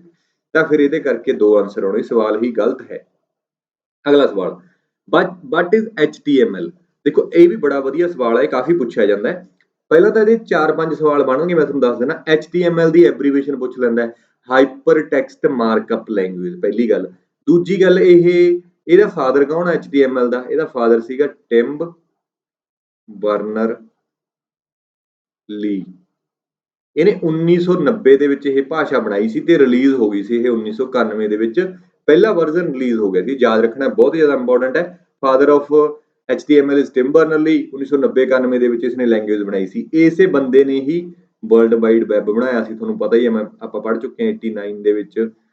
ਤੇ ਇਸੇ ਬੰਦੇ ਨੇ ਹੀ ਪਹਿਲਾ ਬਰਾਊਜ਼ਰ ਬਣਾਇਆ ਸੀ ਜਿਹਦਾ ਨਾਮ ਵੀ ਵਰਲਡ ਵਾਈਡ ਵੈਬ ਹੀ ਰੱਖਿਆ ਸੀ 1991 ਦੇ ਵਿੱਚ, ਤੇ ਬਾਅਦ ਦੇ ਵਿੱਚ ਉਹਦਾ ਨਾਮ ਚੇਂਜ ਕਰਕੇ ਨੈਕਸਸ ਰੱਖ ਦਿੱਤਾ ਗਿਆ ਸੀ, ਹਨਾ। 1990 ਚ ਉਹਨੇ ਇੱਕ ਫਰਸਟ ਬਰਾਊਜ਼ਰ ਬਣਾਇਆ ਸੀ ਜਿਹਦਾ ਨਾਮ ਵਰਲਡ ਵਾਈਡ ਵੈਬ ਸੀ, ਜਿਹੜਾ ਕਿ ਕੰਟੇਨਰ ਦੇ ਨਾਲ ਕਲੈਸ਼ ਹੋ ਗਿਆ ਸੀ। ਵਰਲਡ ਵਾਈਡ ਵੈਬ ਉੱਪਰ ਵਾਲਾ ਕੰਟੇਨਰ ਹੈ ਜਿਹੜਾ ਸਾਰੀਆਂ ਵੈਬਸਾਈਟ ਨੂੰ ਹੋਲਡ ਕਰਕੇ ਰੱਖਦਾ। ਇਹ ਬਰਾਊਜ਼ਰ ਬਣਾਇਆ ਸੀ ਫਰਸਟ ਬਰਾਊਜ਼ਰ, ਜਿਹੜਾ ਕਿ ਕਲੈਸ਼ ਹੋ ਗਿਆ ਸੀ ਕੰਟੇਨਰ ਦੇ ਨਾਲ, ਤਾਂ ਕਰਕੇ ਉਹਨੇ ਬਾਅਦ ਦੇ ਵਿੱਚ ਨੇਮ ਚੇਂਜ ਕਰਕੇ ਨੈਕਸਸ ਰੱਖ ਦਿੱਤਾ ਸੀ। ਠੀਕ ਹੈ, ਇਹਨੂੰ ਨੋਟ ਡਾਊਨ ਕਰ ਲਿਓ। HTML ਕੀ ਹੈ? HTML describe the structure of web page. ਇਹ ਗੱਲ ਬਿਲਕੁਲ ਠੀਕ ਹੈ, ਇੱਕ ਦੱਸਣੀ ਭੁੱਲ ਗਿਆ ਮੈਂ ਗੱਲ, ਕਿ ਵੈਬ ਪੇਜ ਨੂੰ ਡਿਜ਼ਾਈਨ ਕਰਨ ਦੇ ਲਈ ਜਿਹੜੀ ਭਾਸ਼ਾ ਵਰਤੀ ਜਾਂਦੀ ਹੈ ਉਹ HTML ਹੈ। ਵੈਸੇ ਤਾਂ ਮਾਰਕਅਪ ਲੈਂਗੁਏਜ ਸਾਰੀਆਂ ਹੀ ਵੈਬਸਾਈਟ ਬਣਾਉਣ ਲਈ ਵਰਤੀਆਂ ਜਾਂਦੀਆਂ ਨੇ, SGML ਹੋ ਗਿਆ, XML ਹੋ ਗਿਆ, ਬਟ ਜੇਕਰ ਆਪਾਂ ਨੂੰ ਸਪੈਸੀਫਿਕਲੀ ਪੁੱਛ ਲਏ ਵਿਚ ਲੈਂਗੁਏਜ, ਇਹ ਆਪਾਂ ਲੈਵਲ 1 ਦੇ ਵਿੱਚ ਵੀ ਆਲਰੇਡੀ ਮੈਂ ਸਵਾਲ ਬਹੁਤ ਵਾਰੀ ਕਰਾਇਆ ਕਿ ਵਿਚ language use to design the web page, ਤਾਂ HTML, ਜਾਂ ਪੁੱਛ ਲਏ ਵੈਬ ਪੇਜ ਨੂੰ ਡਿਜ਼ਾਈਨ ਕਰਨ ਲਈ ਹੇਠ ਲਿਖੀਆਂ ਦੇ ਵਿੱਚੋਂ ਕਿਹੜੀ ਲੈਂਗੁਏਜ ਵਰਤੀ ਜਾਂਦੀ ਹੈ, ਤਾਂ answer HTML। HTML describe the structure of web page, ਬਿਲਕੁਲ ਠੀਕ ਆ। HTML standard markup language mainly use to create web page, ਇਹ ਵੀ ਗੱਲ ਠੀਕ ਆ, ਅੱਗੇ ਸਮਝਾਉਂਗਾ ਕਿਉਂ। HTML consist of set of elements ਨੂੰ ਆਪਾਂ ਟੈਗ ਵੀ ਬੋਲ ਸਕਦੇ ਹਾਂ, that helps the browser how view the content। Answer ਤਾਂ ਫਿਰ D ਬਣਦਾ ਇਹਦਾ, ਪਰ ਦੇਖ ਲੈਂਦੇ ਆਪਾਂ। ਇਹ ਇੱਕ HTML ਦੇ ਵਿੱਚ ਲਿਖਿਆ ਹੋਇਆ ਪੇਜ ਹੈ। ਤੁਸੀਂ ਕੋਈ ਵੀ ਗੂਗਲ ਦਾ ਪੇਜ ਖੋਲੋਗੇ, ਉਹਦੇ ਤੇ ਰਾਈਟ ਕਲਿੱਕ ਕਰਿਓ ਤਾਂ ਉੱਥੇ ਆ ਜਾਊਗਾ ਇਨਸਪੈਕਟ ਐਜ਼ ਏ ਐਲੀਮੈਂਟ ਜਾਂ ਇਨਸਪੈਕਟ ਐਲੀਮੈਂਟ, ਆਹ ਚੀਜ਼ ਆ ਜਾਊਗੀ ਇਨਸਪੈਕਟ ਐਲੀਮੈਂਟ। ਜਦੋਂ ਕਿਸੇ ਵੈਬ ਪੇਜ ਤੇ ਰਾਈਟ ਕਲਿੱਕ ਕਰੋਗੇ ਤਾਂ ਜਦੋਂ ਇਨਸਪੈਕਟ ਐਲੀਮੈਂਟ ਤੇ ਕਲਿੱਕ ਕਰੋਗੇ, ਆਹ ਵਾਲੇ ਸਾਰੇ ਬੈਕਗ੍ਰਾਉਂਡ ਤੇ ਜੋ ਵੀ ਕੋਡਿੰਗ ਹੋਈ ਹੈ HTML ਪੇਜ ਦੀ ਉਹ ਨਿਕਲ ਆਊਗੀ। ਜਿਵੇਂ ਆਹ ਆਪਣੇ ਕੋਲੇ ਟੈਗ ਹੈ, ਡਿਵ ਟੈਗ ਹੈ, ਉਹਦੇ ਵਿੱਚ ਇਨਫੋਰਮੇਸ਼ਨ ਲਿਖੀ ਹੈ, ਸਟਾਈਲ ਇੱਕ ਟੈਗ ਹੈ। ਇਸ ਤਰੀਕੇ ਦੇ ਨਾਲ ਇਹ HTML ਭਾਸ਼ਾ ਐਵੇਂ ਲਿਖੀ ਜਾਂਦੀ ਹੈ, ਜਿਵੇਂ ਡਿਵ, ਡਿਵੀਜ਼ਨ, ਹਨਾ, ਇਹ ਵੀ ਟੈਗ ਕਲੋਜ਼ ਹੋ ਰਹੇ ਨੇ। ਕੋਈ ਵੀ ਟੈਗ ਜਿਹਨੂੰ ਸਟਾਰਟ ਹੁੰਦਾ, ਜਿਵੇਂ P ਟੈਗ ਸ਼ੁਰੂ ਹੋਇਆ, ਐਂਡ ਹੋਊਗਾ ਇਹ /P ਦੇ ਨਾਲ। ਆ ਸਟਾਰਟਿੰਗ ਆਫ ਟੈਗ, ਆ ਐਂਡ ਆਫ ਟੈਗ। ਠੀਕ ਹੈ, ਜਿਵੇਂ ਬੋਲਡ ਕਰਨਾ ਹੈ ਤਾਂ ਉਹ ਇਸ ਤਰੀਕੇ ਦੇ ਨਾਲ ਟੈਗ ਆਪਣਾ ਐਂਡ ਹੋ ਜਾਊਗਾ, ਬ੍ਰੇਸਿਸ ਵਗੈਰਾ ਲਗਾਉਣੀਆਂ ਨੇ। ਠੀਕ ਹੈ, ਤੇ ਇਹ ਟੈਗ ਹੁੰਦੇ ਨੇ। ਤਾਂ ਹੁਣ ਆਪਾਂ ਸਮਝਦੇ ਹਾਂ ਸਟੈਂਡਰਡ ਮਾਰਕਅਪ ਦਾ ਕੀ ਮੀਨਿੰਗ ਹੁੰਦਾ। ਇਹ standard markup language refer to defined a set of rules, syntax and guideline that are universally accepted and recognized within a particular domain or industry। ਕਹਿੰਦਾ ਸਟੈਂਡਰਡ ਮਾਰਕਅਪ ਲੈਂਗੁਏਜ ਉਹ ਹੁੰਦੀਆਂ ਨੇ ਜਿਹਦੇ ਵਿੱਚ ਡਿਫਾਈਨਡ ਸੈਟ ਆਫ ਰੂਲ ਹੁੰਦੇ ਨੇ, ਜਿਹੜੇ rule define ਹੁੰਦੇ ਨੇ, ਸਿੰਟੈਕਸ ਤੇ ਗਾਈਡਲਾਈਨ ਨੇ ਜਿਹੜਾ ਯੂਨੀਵਰਸਲੀ ਐਕਸੈਪਟੇਬਲ ਹੁੰਦੀਆਂ ਨੇ। ਇਹ ਨਹੀਂ ਹੈਗਾ ਵੀ ਉਹ ਕੱਲੀਆਂ ਇੰਡੀਆ ਦੇ ਵਿੱਚ ਚੱਲਣ, ਫੋਰਨ ਦੇ ਵਿੱਚ ਜਾ ਕੇ ਨਾ ਚੱਲਣ। ਜਿਵੇਂ ਚਾਰਜਰ ਹੁੰਦਾ ਜਿਹੜਾ ਆਪਣੇ ਫੋਨ 'ਚ ਲੱਗਦਾ ਹੈ, ਉਹਦਾ ਕੋਈ ਸਟੈਂਡਰਡ ਸਾਈਜ਼ ਨਹੀਂ ਹੁੰਦਾ। ਦੂਜੇ ਦੀ ਗੱਲ ਕਰਦਾ ਮੈਂ, ਜਿਹੜਾ ਪਲੱਗ ਹੁੰਦਾ, ਸ਼ੂ ਹੁੰਦਾ, ਫੋਰਨ 'ਚ ਹੋਰ ਚੱਲਦਾ, ਇੰਡੀਆ ਦੇ ਵਿੱਚ ਹੋਰ ਚੱਲਦਾ। ਜਿਵੇਂ USB ਕੇਬਲ ਹੈ, USB 3 ਹੈ, ਉਹ ਸਟੈਂਡਰਡ ਹੈ, ਪੂਰੀ ਦੁਨੀਆ ਦੇ ਵਿੱਚ USB 3 ਇੱਕੋ ਹੀ ਹੈ। ਠੀਕ ਹੈ, ਤਾਂ ਉਸ ਨੂੰ ਅਸੀਂ ਸਟੈਂਡਰਡ ਮਾਰਕਅਪ ਬੋਲ ਦਿੰਦੇ ਹਾਂ। It establish A standard way of structuring and formatting content within that domain to ensure consistency, interpretability and ease of understanding। ਕਹਿੰਦਾ ਇਹ ਯੂਨੀਵਰਸਲੀ ਐਕਸੈਪਟ ਹੋਣ ਦਾ ਮਤਲਬ ਇਹਨੂੰ ਸਟਰਕਚਰ ਨੂੰ ਡਿਫਾਈਨ ਕਰਨਾ, ਉਹਨੂੰ ਕੰਸਿਸਟੈਂਟ ਬਣਾਉਣਾ ਥੋੜਾ ਜਿਹਾ ਸੌਖਾ ਹੋ ਜਾਂਦਾ ਹੈ। In the context of web development, HTML is considered as standard markup language। It provides a set of predefined elements। ਉਹਦੇ ਵਿੱਚ predefined elements and tags ਹੁੰਦੇ ਨੇ that define structure, layout and presentation contents on web page। ਜਿਹਦੇ ਕਰਕੇ ਹੀ layout ਜਿਹੜਾ ਸਾਰਾ web page ਦਾ ਬਣਦਾ ਉਹ HTML ਦੇ ਕਰਕੇ ਹੀ ਬਣਦਾ, ਕਿਉਂਕਿ ਉਹਦੇ ਵਿੱਚ ਪ੍ਰੀਡਿਫਾਈਨਡ ਐਲੀਮੈਂਟਸ ਤੇ ਟੈਗਸ ਹੁੰਦੇ ਨੇ। ਕਲੀਅਰ ਹੋਈ ਗੱਲ? ਹਾਂ, ਇੱਕ ਹੋਰ ਦੇਖ ਲੈਂਦੇ ਆ ਮਾਰਕਅਪ ਲੈਂਗੁਏਜ। ਹਾਂ, ਹੋਰ ਵੀ ਸੌਰੀ ਇੱਥੇ ਆਏ ਆਉਣਾ ਸੀ ਮਾਰਕਅਪ, ਇੱਥੇ ਆਉਣਾ ਸੀ list of standard markup language. ਉਹਦੇ ਵਿੱਚ ਕਿਹੜੀਆਂ ਲੈਂਗੁਏਜ ਨੇ, ਜਿਵੇਂ HTML ਆਪਾਂ ਪੜ੍ਹ ਹੀ ਲਈ, ਦੂਸਰੀ XML ਹੈ ਐਕਸਟੈਂਸ਼ਨਲ ਮਾਰਕਅਪ ਲੈਂਗੁਏਜ, ਤੀਜੀ MathML ਹੈ ਜਿਹੜੀ ਮੈਥ ਦੀਆਂ ਇਕੁਏਸ਼ਨਾਂ ਨੂੰ ਡਿਫਾਈਨ ਕਰਨ ਲਈ ਵੈਬ ਪੇਜ ਤੇ ਵਰਤੀ ਜਾਂਦੀ ਹੈ। ਫਿਰ SVG ਹੈ ਸਕੇਲੇਬਲ ਵੈਕਟਰ ਗ੍ਰਾਫਿਕਸ, ਜਿਹੜੇ 2 ਡਾਇਮੈਂਸ਼ਨਲ ਵੈਕਟਰ ਗ੍ਰਾਫਿਕਸ ਬਣਦੇ ਨੇ ਉਹਨਾਂ ਦੇ ਲਈ ਵਰਤੀ ਜਾਂਦੀ ਹੈ ਵੈਬਸਾਈਟ ਤੇ ਗ੍ਰਾਫਿਕਸ ਬਣਦੇ ਨੇ। ਸਮਿਲ ਹੈ, ਇਹਦੀ ਐਬਰੀਵੇਸ਼ਨ ਪੜ੍ਹ ਲਿਓ, ਸਿੰਕਰੋਨਾਈਜ਼ਡ ਮਲਟੀਮੀਡੀਆ ਇੰਟੀਗ੍ਰੇਸ਼ਨ ਲੈਂਗੁਏਜ। ਦੇਖੋ ਇਹ ਆਪਾਂ ਨੂੰ ਇੱਥੋਂ ਨਾਮ ਤੋਂ ਹੀ ਕਲੀਅਰ ਹੋ ਗਈ ਵੀ ਮਲਟੀਮੀਡੀਆ ਕੀ ਹੁੰਦਾ, ਆਡੀਓ ਵੀਡੀਓ ਐਨੀਮੇਸ਼ਨਾਂ ਇਹਨਾਂ ਦੀ ਡਿਸਕ੍ਰਿਪਸ਼ਨ ਪ੍ਰੋਵਾਈਡ ਕਰਨੀ ਆਨਲਾਈਨ, ਉਹਦੇ ਲਈ ਸਮਿਲ ਲੈਂਗੁਏਜ ਵਰਤੀ ਜਾਂਦੀ ਹੈ। ਠੀਕ ਹੈ, ਯਾਦ ਰੱਖਿਓ, ਪੁੱਛ ਸਕਦਾ। ਮਾਰਕਡਾਊਨ ਜਿਹੜੀ ਕਿ ਪਲੇਨ ਟੈਕਸਟ ਨੂੰ ਫਾਰਮੈਟਿੰਗ ਕਰਨ ਦੇ ਲਈ ਵਰਤੀ ਜਾਂਦੀ ਹੈ। ਪਲੇਨ ਟੈਕਸਟ ਕਿਹੜੀ ਹੁੰਦੀ ਹੈ, ਨੋਟਪੈਡ ਫਾਈਲ। ਹਾਂ, ਇਹ ਵਾਲਾ ਬਹੁਤ ਜ਼ਿਆਦਾ ਇੰਪੋਰਟੈਂਟ, ਟੈਕਸਟ ਤੇ ਲੇਟੈਕਸਟ।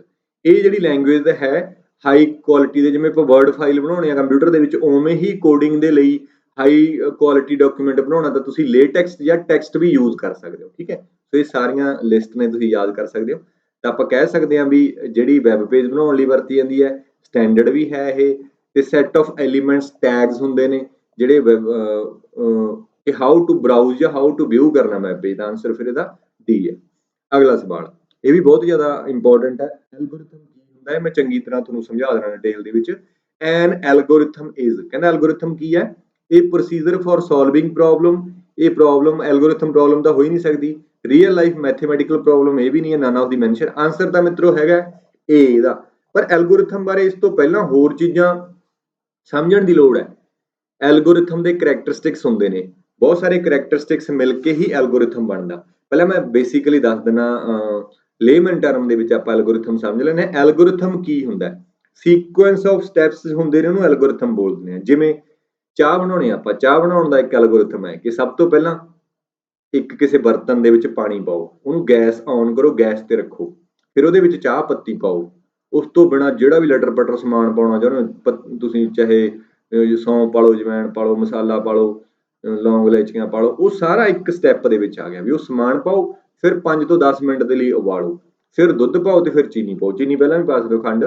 ਤਾਂ ਇਹ ਇੱਕ ਐਲਗੋਰਿਥਮ ਹੈ, ਸੀਕੁਐਂਸ ਆਫ ਸਟੈਪਸ ਹੁੰਦੇ ਨੇ ਜਿਹੜੇ ਕਿਸੇ ਟਾਸਕ ਨੂੰ ਅਚੀਵ ਕਰਨ ਦੇ ਲਈ, ਉਹਨੂੰ ਆਪਾਂ ਕੀ ਬੋਲਦੇ ਨੇ, algorithm. Sequence of steps to achieve any task is known as algorithm. ਤਾਂ ਇਹ ਐਲਗੋਰਿਥਮ ਦੇ ਕੁਝ ਕਰੈਕਟਰਿਸਟਿਕਸ ਹੋਣੇ ਚਾਹੀਦੇ ਨੇ। ਜਿਵੇਂ ਕੰਪਿਊਟਰ ਦੇ ਵਿੱਚ ਆਪਾਂ ਪ੍ਰੋਗਰਾਮ ਲਿਖਦੇ ਹਾਂ, ਇੱਕ ਹੁੰਦਾ ਐਲਗੋਰਿਥਮ, ਇੱਕ ਹੁੰਦਾ ਪ੍ਰੋਗਰਾਮ। ਦੇਖੋ ਐਲਗੋਰਿਥਮ ਤੇ ਪ੍ਰੋਗਰਾਮ ਨੇ ਜਿਹੜੇ, ਇਹ ਦੋਨੇ ਬਰਾਬਰ ਨਹੀਂ ਹੈਗੇ। ਸਭ ਤੋਂ ਪਹਿਲਾਂ ਕਿਸੇ ਵੀ ਕੰਮ ਦਾ ਐਲਗੋਰਿਥਮ ਬਣਦਾ, ਫਿਰ ਉਹਦਾ ਪ੍ਰੋਗਰਾਮ ਬਣਦਾ। ਸਪੋਜ਼ ਕਰੋ ਮੈਂ ਤੁਹਾਨੂੰ ਕਹਿਦਾ ਵੀ ਯਾਰ ਤੁਸੀਂ ਇਹ ਕੰਮ ਕਰੋ, ਵੀ ਤੁਸੀਂ 1 ਮਹੀਨਾ ਤਿਆਰੀ ਕਰਨੀ ਹੈ, ਸਭ ਤੋਂ ਪਹਿਲਾਂ ਤੁਸੀਂ ਉਹਦਾ ਐਲਗੋਰਿਥਮ ਬਣਾਓਗੇ ਵੀ ਮੈਂ ਟਾਈਮ ਟੇਬਲ ਬਣਾ ਲਿਆ ਵੀ ਮੈਂ ਇੰਨੇ ਵਜੇ ਆਹ ਪੜ੍ਹਨਾ, ਇੰਨੇ ਵਜੇ ਆਹ ਪੜ੍ਹਨਾ, ਉਹ ਐਲਗੋਰਿਥਮ ਹੈ, ਸੀਕੁਐਂਸ ਆਫ ਸਟੈਪਸ। ਤੇ ਜਦੋਂ ਉਹਨੂੰ ਇੰਪਲੀਮੈਂਟ ਕਰ ਦੋਗੇ ਕੋਡਿੰਗ ਫਾਰਮ 'ਚ ਕੰਪਿਊਟਰ 'ਚ ਲਿਖ ਦਾਂਗੇ, ਫਿਰ ਉਹਦਾ ਕੀ ਬਣ ਜਾਊਗਾ, ਪ੍ਰੋਗਰਾਮ। ਤਾਂ ਇਸ ਐਲਗੋਰਿਥਮ ਦੀਆਂ ਕੁਝ ਕਰੈਕਟਰਿਸਟਿਕਸ ਨੇ, ਉਹ ਆਪਾਂ ਦੇਖਦੇ ਹਾਂ। ਜਿਵੇਂ ਸਭ ਤੋਂ ਪਹਿਲੀ ਕਰੈਕਟਰਿਸਟਿਕਸ ਹੈ ਇਨਪੁਟ। ਐਲਗੋਰਿਥਮ ਦੇ ਵਿੱਚ ਇਨਪੁਟ ਜਾਣੀ ਚਾਹੀਦੀ ਹੈ। ਹੁਣ ਆਪਾਂ ਇੱਥੇ ਟੈਕਨੀਕਲ ਟਰਮ 'ਚ ਗੱਲ ਕਰ ਰਹੇ ਹਾਂ, ਹੁਣ ਇੱਥੇ ਚਾਹ ਬਣਾਉਣ ਦੇ ਲਈ ਵੀ ਵੈਸੇ ਤਾਂ ਸਮਝ ਸਕਦੇ ਹਾਂ ਵੀ ਇਨਪੁਟ ਤਾਂ ਹੋਣੀ ਚਾਹੀਦੀ ਹੈ, ਸਮਾਨ ਪਾਵਾਂਗੇ ਫੇਰ ਹੀ ਬਣੂ ਨਾ, ਨਹੀਂ ਤਾਂ ਨਹੀਂ ਬਣੂਗੀ। An algorithm should have finite number of input. Finite ਦਾ ਮਤਲਬ ਇਨਫਾਈਨਾਈਟ ਨਹੀਂ ਹੋਣੀਆਂ ਚਾਹੀਦੀਆਂ ਵੀ ਉਹ ਮੁੱਕਣ ਹੀ ਨਾ, ਫਾਈਨਾਈਟ ਇਨਪੁਟ ਹੋਣੀ ਚਾਹੀਦੀ ਹੈ। ਠੀਕ ਆ, ਹੁਣ ਇਹ ਨਹੀਂ ਪਾਣੀ ਪਾਈ ਜਾਈਏ ਇੱਕ ਪਾਸੇ, ਤੁਸੀਂ ਨਹਿਰ ਤਾਂ ਚਲੋ ਵੱਡਾ ਹੋ ਗਿਆ, ਵੱਡਾ ਗੱਪ ਹੋ ਗਿਆ, ਤੁਸੀਂ ਇੱਕ ਪਾਸੇ ਤੁਸੀਂ ਟੂਟੀ ਛੱਡ ਕੇ ਰੱਖਤੀ ਦੇਗ ਦੇ ਵਿੱਚ, ਪਾਣੀ ਉਬਲੀ ਜਾਂਦਾ, ਐ ਥੋੜੀ ਚਾਹ ਬਣੂਗੀ। ਤੁਸੀਂ ਜਿੰਨੀ ਕੁਆਂਟਿਟੀ ਦੇ ਵਿੱਚ ਪਾਉਣਾ, ਜਿੰਨਾ ਤੁਹਾਡਾ ਬਰਤਨ ਹੈ, ਉਨੀ ਤੁਸੀਂ ਕੁਆਂਟਿਟੀ ਦੇ ਵਿੱਚ ਉਹ ਇਨਪੁਟ ਦਿਓ। ਠੀਕ ਹੈ, ਇਨਪੁਟ ਹੋ ਗਿਆ, ਆਊਟਪੁੱਟ ਹੋ ਗਿਆ। ਐਲਗੋਰਿਥਮ ਦੀ ਕਹਿੰਦਾ ਕੋਈ ਆਊਟਪੁੱਟ ਹੋਣੀ ਚਾਹੀਦੀ, ਚਾਹ ਬਣਨੀ ਚਾਹੀਦੀ ਹੈ, ਨਹੀਂ ਉਹਦਾ 20 ਸਾਲ ਹੋ ਗਏ ਤੁਸੀਂ ਉਬਲੀ ਜਾਂਦਾ ਪਾਣੀ, ਚਾਹ ਹੀ ਨਾ ਬਣੇ, ਫਿਰ ਉਹ ਐਲਗੋਰਿਥਮ ਹੀ ਸਹੀ ਨਹੀਂ ਆਪਣਾ। ਇਨਪੁਟ ਹੋਣੀ ਚਾਹੀਦੀ ਹੈ, ਆਊਟਪੁੱਟ ਹੋਣੀ ਚਾਹੀਦੀ ਹੈ। ਡੈਫੀਨਾਈਟਨੈਸ, ਤਾਂ each instruction should be clear and ambiguous. ਜਿਹੜੀਆਂ ਇੰਸਟਰਕਸ਼ਨਾਂ ਨੇ ਉਹ ਡੈਫੀਨੇਟਲੀ ਕਲੀਅਰ ਤੇ ਐਂਬੀਗਿਊਸ ਹੋਣੀਆਂ ਚਾਹੀਦੀਆਂ ਨੇ। ਚੌਥਾ ਹੈ ਫਾਈਨਾਈਟਨੈਸ, ਜਿਹੜੇ ਇੰਸਟਰਕਸ਼ਨਾਂ ਨੇ ਜਾਂ ਸਟੈਪ ਨੇ ਉਹ ਫਾਈਨਾਈਟ ਹੋਣੇ ਚਾਹੀਦੇ ਨੇ। ਐ ਨਹੀਂ ਹੈਗਾ ਵੀ ਲੰਬਾ ਸਮਾਂ ਲੈ ਕੇ ਚੱਲੀ ਜਾਣ, ਹਨਾ। ਟਰਮੀਨੇਟ ਕਿਤੇ ਨਾ ਕਿਤੇ ਜਾ ਕੇ ਉਹ ਟਰਮੀਨੇਟ ਹੋਣਾ ਚਾਹੀਦਾ, ਯਾਨੀ ਕਿ ਆਊਟਪੁੱਟ ਆਉਣ ਦੇ ਲਈ ਟਰਮੀਨੇਟ, ਗੈਸ ਬੰਦ ਹੋ ਕੇ ਚਾਹ ਬਣਨੀ ਚਾਹੀਦੀ ਹੈ। Effectiveness, every instruction of algorithm must be feasible. Feasible ਦਾ ਮਤਲਬ ਹੁੰਦਾ ਪੋਸੀਬਲ ਹੋਵੇ। ਹੁਣ ਆਪਾਂ ਕੰਮ ਇਹੋ ਜਿਹਾ, ਪਾਣੀ 'ਚ ਮਧਾਣੀ ਪਾਈ ਰੱਖੋ, ਘਿਓ ਆਊਗਾ ਕਦੇ? ਉਹਦੇ ਫਿਜ਼ੀਬਲ ਹੀ ਨਹੀਂ ਹੈ ਵੀ ਘਿਓ ਆ ਜਾਊਗਾ ਉਹਦੇ 'ਚ। ਤੁਸੀਂ ਕਹੋ ਨਹੀਂ ਆਊਗਾ ਜੀ, 20 ਸਾਲ ਰੜਕੀ ਜਾਓ, 50 ਸਾਲ ਰੜਕੀ ਜਾਓ। ਫਿਜ਼ੀਬਿਲਿਟੀ ਹੋਣੀ ਵੀ ਜ਼ਰੂਰੀ ਹੈ। ਤੇ ਲਾਸਟ ਹੈਗਾ ਜੀ ਲੈਂਗੁਏਜ ਇੰਡੀਪੈਂਡੈਂਟ। ਐਲਗੋਰਿਥਮ ਹੈ ਕਹਿੰਦਾ ਕਿਸੇ ਵੀ ਲੈਂਗੁਏਜ ਤੇ ਡਿਪੈਂਡ ਨਹੀਂ ਕਰਦਾ। ਜਿਵੇਂ ਚਾਹ ਹੈ, ਹੁਣ ਕੋਈ ਹਿੰਦੀ ਬੋਲਣ ਵਾਲਾ ਬੰਦਾ ਵੀ ਚਾਹ ਬਣਾ ਸਕਦਾ, ਅੰਗਰੇਜ਼ੀ, ਪੰਜਾਬੀ, ਲੈਂਗੁਏਜ ਤੇ ਡਿਪੈਂਡ ਨਹੀਂ ਕਰਦਾ। ਉਵੇਂ ਹੀ ਐਲਗੋਰਿਥਮ ਕਿਹੜੀ ਮਰਜ਼ੀ ਐਲਗੋਰਿਥਮ ਕੋਈ ਵੀ ਹੋਵੇ, ਕਿਸੇ ਵੀ ਲੈਂਗੁਏਜ 'ਚ ਇੰਪਲੀਮੈਂਟ ਕੀਤਾ ਜਾ ਸਕਦਾ ਹੈ। ਸੀ ਲੈਂਗੁਏਜ ਦਾ ਵੀ ਪ੍ਰੋਗਰਾਮ ਬਣ ਜਾਊਗਾ ਉਸ ਐਲਗੋਰਿਥਮ ਤੋਂ, C++ ਦਾ, ਜਾਵਾ ਦਾ, ਪਾਈਥਨ ਦਾ, ਸਾਰੀਆਂ ਲੈਂਗੁਏਜ ਦੇ ਵਿੱਚ ਉਹ ਐਲਗੋਰਿਥਮ ਦਾ ਪ੍ਰੋਗਰਾਮ ਬਣ ਸਕਦਾ। ਠੀਕ ਹੈ, ਇਹ ਕਰੈਕਟਰਿਸਟਿਕਸ ਨੇ, ਤੁਸੀਂ ਇਹ ਪੁੱਛੀਆਂ ਜਾ ਸਕਦੀਆਂ ਨੇ ਵੀ ਐਲਗੋਰਿਥਮ ਦੀਆਂ ਕਰੈਕਟਰਿਸਟਿਕਸ ਕਿਹੜੀਆਂ ਨੇ। ਜੇ ਆਪਾਂ ਹਾਈ ਲੈਵਲ ਦੀ ਗੱਲ ਕਰਾਂਗੇ ਉੱਥੇ ਪੁੱਛੀਆਂ ਜਾ ਸਕਦੀਆਂ ਨੇ। ਬੇਸਿਕ PWPLS ਦੇ ਪੇਪਰ ਉਹਨਾਂ ਦੇ ਵਿੱਚ ਤਾਂ ਇਹ ਨਹੀਂ ਪੁੱਛਿਆ ਗਿਆ, ਤਾਂ ਇਹਨਾਂ ਨੂੰ ਥੋੜਾ ਬਹੁਤ ਯਾਦ ਕਰ ਲਿਓ, ਸੌਖਾ ਕੰਮ ਹੈ। ਜੇ ਸਮਝ ਬਣ ਗਈ ਫਿਰ ਯਾਦ ਕਰਨਾ ਸੌਖਾ ਹੈ, ਐਵੇਂ ਰੱਟੇ ਲਾਉਣ ਦਾ ਕੋਈ ਫਾਇਦਾ ਨਹੀਂ। ਠੀਕ ਹੈ, ਸੋ ਮੈਨੂੰ ਉਮੀਦ ਹੈ, ਵੈਸੇ ਤਾਂ ਮੈਂ ਬੱਚਿਆਂ ਨੂੰ ਵੈਸੇ ਨਾਲ ਦੀ ਨਾਲ ਆਪਾਂ ਗਾਈਡ ਕਰਦੇ ਰਹਿੰਦੇ ਹੁੰਦੇ ਹਾਂ ਵੀ ਅੰਡਰਸਟੈਂਡਿੰਗ ਸਮਝ ਬਣਾਉਣੀ ਜ਼ਰੂਰੀ ਹੈ, ਅਦਰਵਾਈਜ਼ ਕੋਈ ਫਾਇਦਾ ਨਹੀਂ। ਤਾਂ ਆਪਣੀ ਟੈਸਟ ਸੀਰੀਜ਼ ਤੁਹਾਨੂੰ ਪਤਾ ਹੀ ਹੈ ਸਾਰਿਆਂ ਨੂੰ ਚੱਲ ਰਹੀ ਹੈ, ਜਿਹੜੇ ਬੱਚੇ ਯੂਜ਼ ਕਰ ਰਹੇ ਨੇ ਉਹਨਾਂ ਦੇ ਨਾਲ ਤਾਂ ਅਸੀਂ ਟੱਚ ਦੇ ਵਿੱਚ, ਉਹਨਾਂ ਨੂੰ ਗਾਈਡ ਵੀ ਕਰਦੇ ਰਹਿੰਦੇ ਹਾਂ ਵੀ ਕਿਵੇਂ ਤੁਸੀਂ ਯੂਜ਼ ਕਰਨਾ ਟੈਸਟ ਸੀਰੀਜ਼ ਨੂੰ। ਮੈਂ ਫਿਰ ਦੱਸ ਦਿੰਦਾ, ਆਪਣੇ ਕੋਲੇ ਪ੍ਰੀਵੀਅਸ ਈਅਰ ਕੁਐਸਚਨ ਦੇ ਮੌਕ ਟੈਸਟ ਨੇ, ਉਹ ਤੁਸੀਂ ਜ਼ਰੂਰ ਲੈ ਕੇ ਦੇਖੋ। ਤਾਂ ਜੇਕਰ ਤੁਸੀਂ ਲੈਣਾ ਚਾਹੁੰਦੇ ਹੋ ਤਾਂ 94 635 90 346 ਇਸ ਨੰਬਰ ਤੇ ਜਾ ਕੇ ਤੁਸੀਂ ਸਾਨੂੰ WhatsApp ਕਰ ਸਕਦੇ ਹੋ। ਅਸੀਂ ਤੁਹਾਨੂੰ ਸਾਰੀ ਜਾਣਕਾਰੀ ਪ੍ਰੋਵਾਈਡ ਕਰ ਦਾਂਗੇ ਇਹਦੇ ਵਿੱਚ ਹੈ ਕੀ, ਕਿਵੇਂ ਤੁਸੀਂ ਯੂਜ਼ ਕਰ ਸਕਦੇ ਹੋ। ਟੈਸਟ ਸੀਰੀਜ਼ ਦੇ ਨਾਲ ਹੀ ਸਾਨੂੰ ਪਤਾ ਲੱਗਦਾ ਵੀ ਸਾਡੀ ਕਿੰਨੀ ਤਿਆਰੀ ਹੋ ਗਈ। ਮੌਕ ਟੈਸਟ ਲਗਾਓਗੇ ਕਿਉਂਕਿ ਪੇਪਰ ਵੀ ਇਸ ਵਾਰੀ ਕੰਪਿਊਟਰ ਬੇਸਡ ਹੀ ਹੋਣਾ ਹੈ, ਤਾਂ ਤੁਹਾਡਾ ਮਾਈਂਡ ਜਿਹੜਾ ਹੈ ਪਹਿਲਾਂ ਹੀ ਉਸ ਤਰੀਕੇ ਦੇ ਨਾਲ ਪ੍ਰਪੇਅਰ ਹੋ ਜਾਊਗਾ। ਸਾਰੇ ਤੁਹਾਨੂੰ ਫੁੱਲ ਲੈਂਥ ਟੈਸਟ ਵੀ ਮਿਲਣਗੇ। 26 ਅਸੀਂ ਤੁਹਾਨੂੰ ਫੁੱਲ ਲੈਂਥ ਟੈਸਟ ਦੇਵਾਂਗੇ, ਜਿਹਦੇ ਵਿੱਚ 100 ਕੁਐਸਚਨ ਦੇ ਟੈਸਟ ਤੁਸੀਂ ਅਟੈਂਪਟ ਕਰ ਸਕਦੇ ਹੋ। ਉਹ ਟੈਸਟ ਤੁਹਾਨੂੰ ਬਹੁਤ ਜ਼ਿਆਦਾ ਹੈਲਪ ਕਰਨਗੇ। ਠੀਕ ਹੈ, ਤਾਂ ਤੁਸੀਂ ਇੱਥੇ ਜਾ ਕੇ ਤੁਸੀਂ ਸਾਡੀ ਟੈਸਟ ਸੀਰੀਜ਼ ਲੈ ਸਕਦੇ ਹੋ ਬਿਲਕੁਲ ਥੋੜੇ ਪੈਸੇ ਦੇ ਵਿੱਚ, ਜਸਟ 249 ਰੁਪਏ ਦੇ ਵਿੱਚ ਤੁਸੀਂ ਟੈਸਟ ਸੀਰੀਜ਼ ਲੈ ਸਕਦੇ ਹੋ। ਤਾਂ ਅੱਗੇ ਹੁਣ ਕੁਐਸਚਨ ਆ ਗਿਆ, ਕਹਿੰਦਾ ਐਲਗੋਰਿਥਮ ਇਜ਼ ਪ੍ਰੋਗਰਾਮ। ਇਹ ਠੀਕ ਹੈ, ਆਪਾਂ ਪਹਿਲਾਂ ਹੀ ਦੱਸ ਚੁੱਕੇ ਹਾਂ। the statement is false. An algorithm is represented in the form of programming language called program.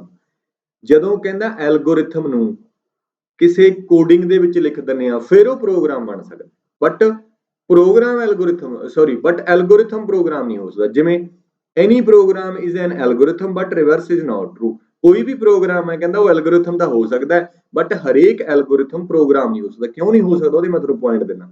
ਪਹਿਲਾਂ ਸਮਝ ਲੈਂਦੇ ਹਾਂ ਕਿ 2 ਨੰਬਰਾਂ ਦਾ ਸਮ ਕਰਨਾ, ਉਹਦਾ ਐਲਗੋਰਿਥਮ ਕੀ ਹੋਊਗਾ। ਸਭ ਤੋਂ ਪਹਿਲਾਂ ਆਪਾਂ ਕਹਾਂਗੇ ਵੀ ਸਟਾਰਟ ਕਰੋ, ਫਿਰ A ਤੇ B ਨੂੰ ਰੀਡ ਕਰੋ, ਫਿਰ C ਦੇ ਵਿੱਚ ਵੈਲਿਊ ਪਾ ਦਿਓ A+B ਦੀ, ਫਿਰ ਪ੍ਰਿੰਟ ਜਾਂ ਡਿਸਪਲੇ ਕਰ ਦਿਓ ਤੇ ਫਿਰ ਸਟਾਪ ਕਰ ਦਿਓ। ਇਹ ਕੀ ਹੈ, ਐਲਗੋਰਿਥਮ ਹੈ।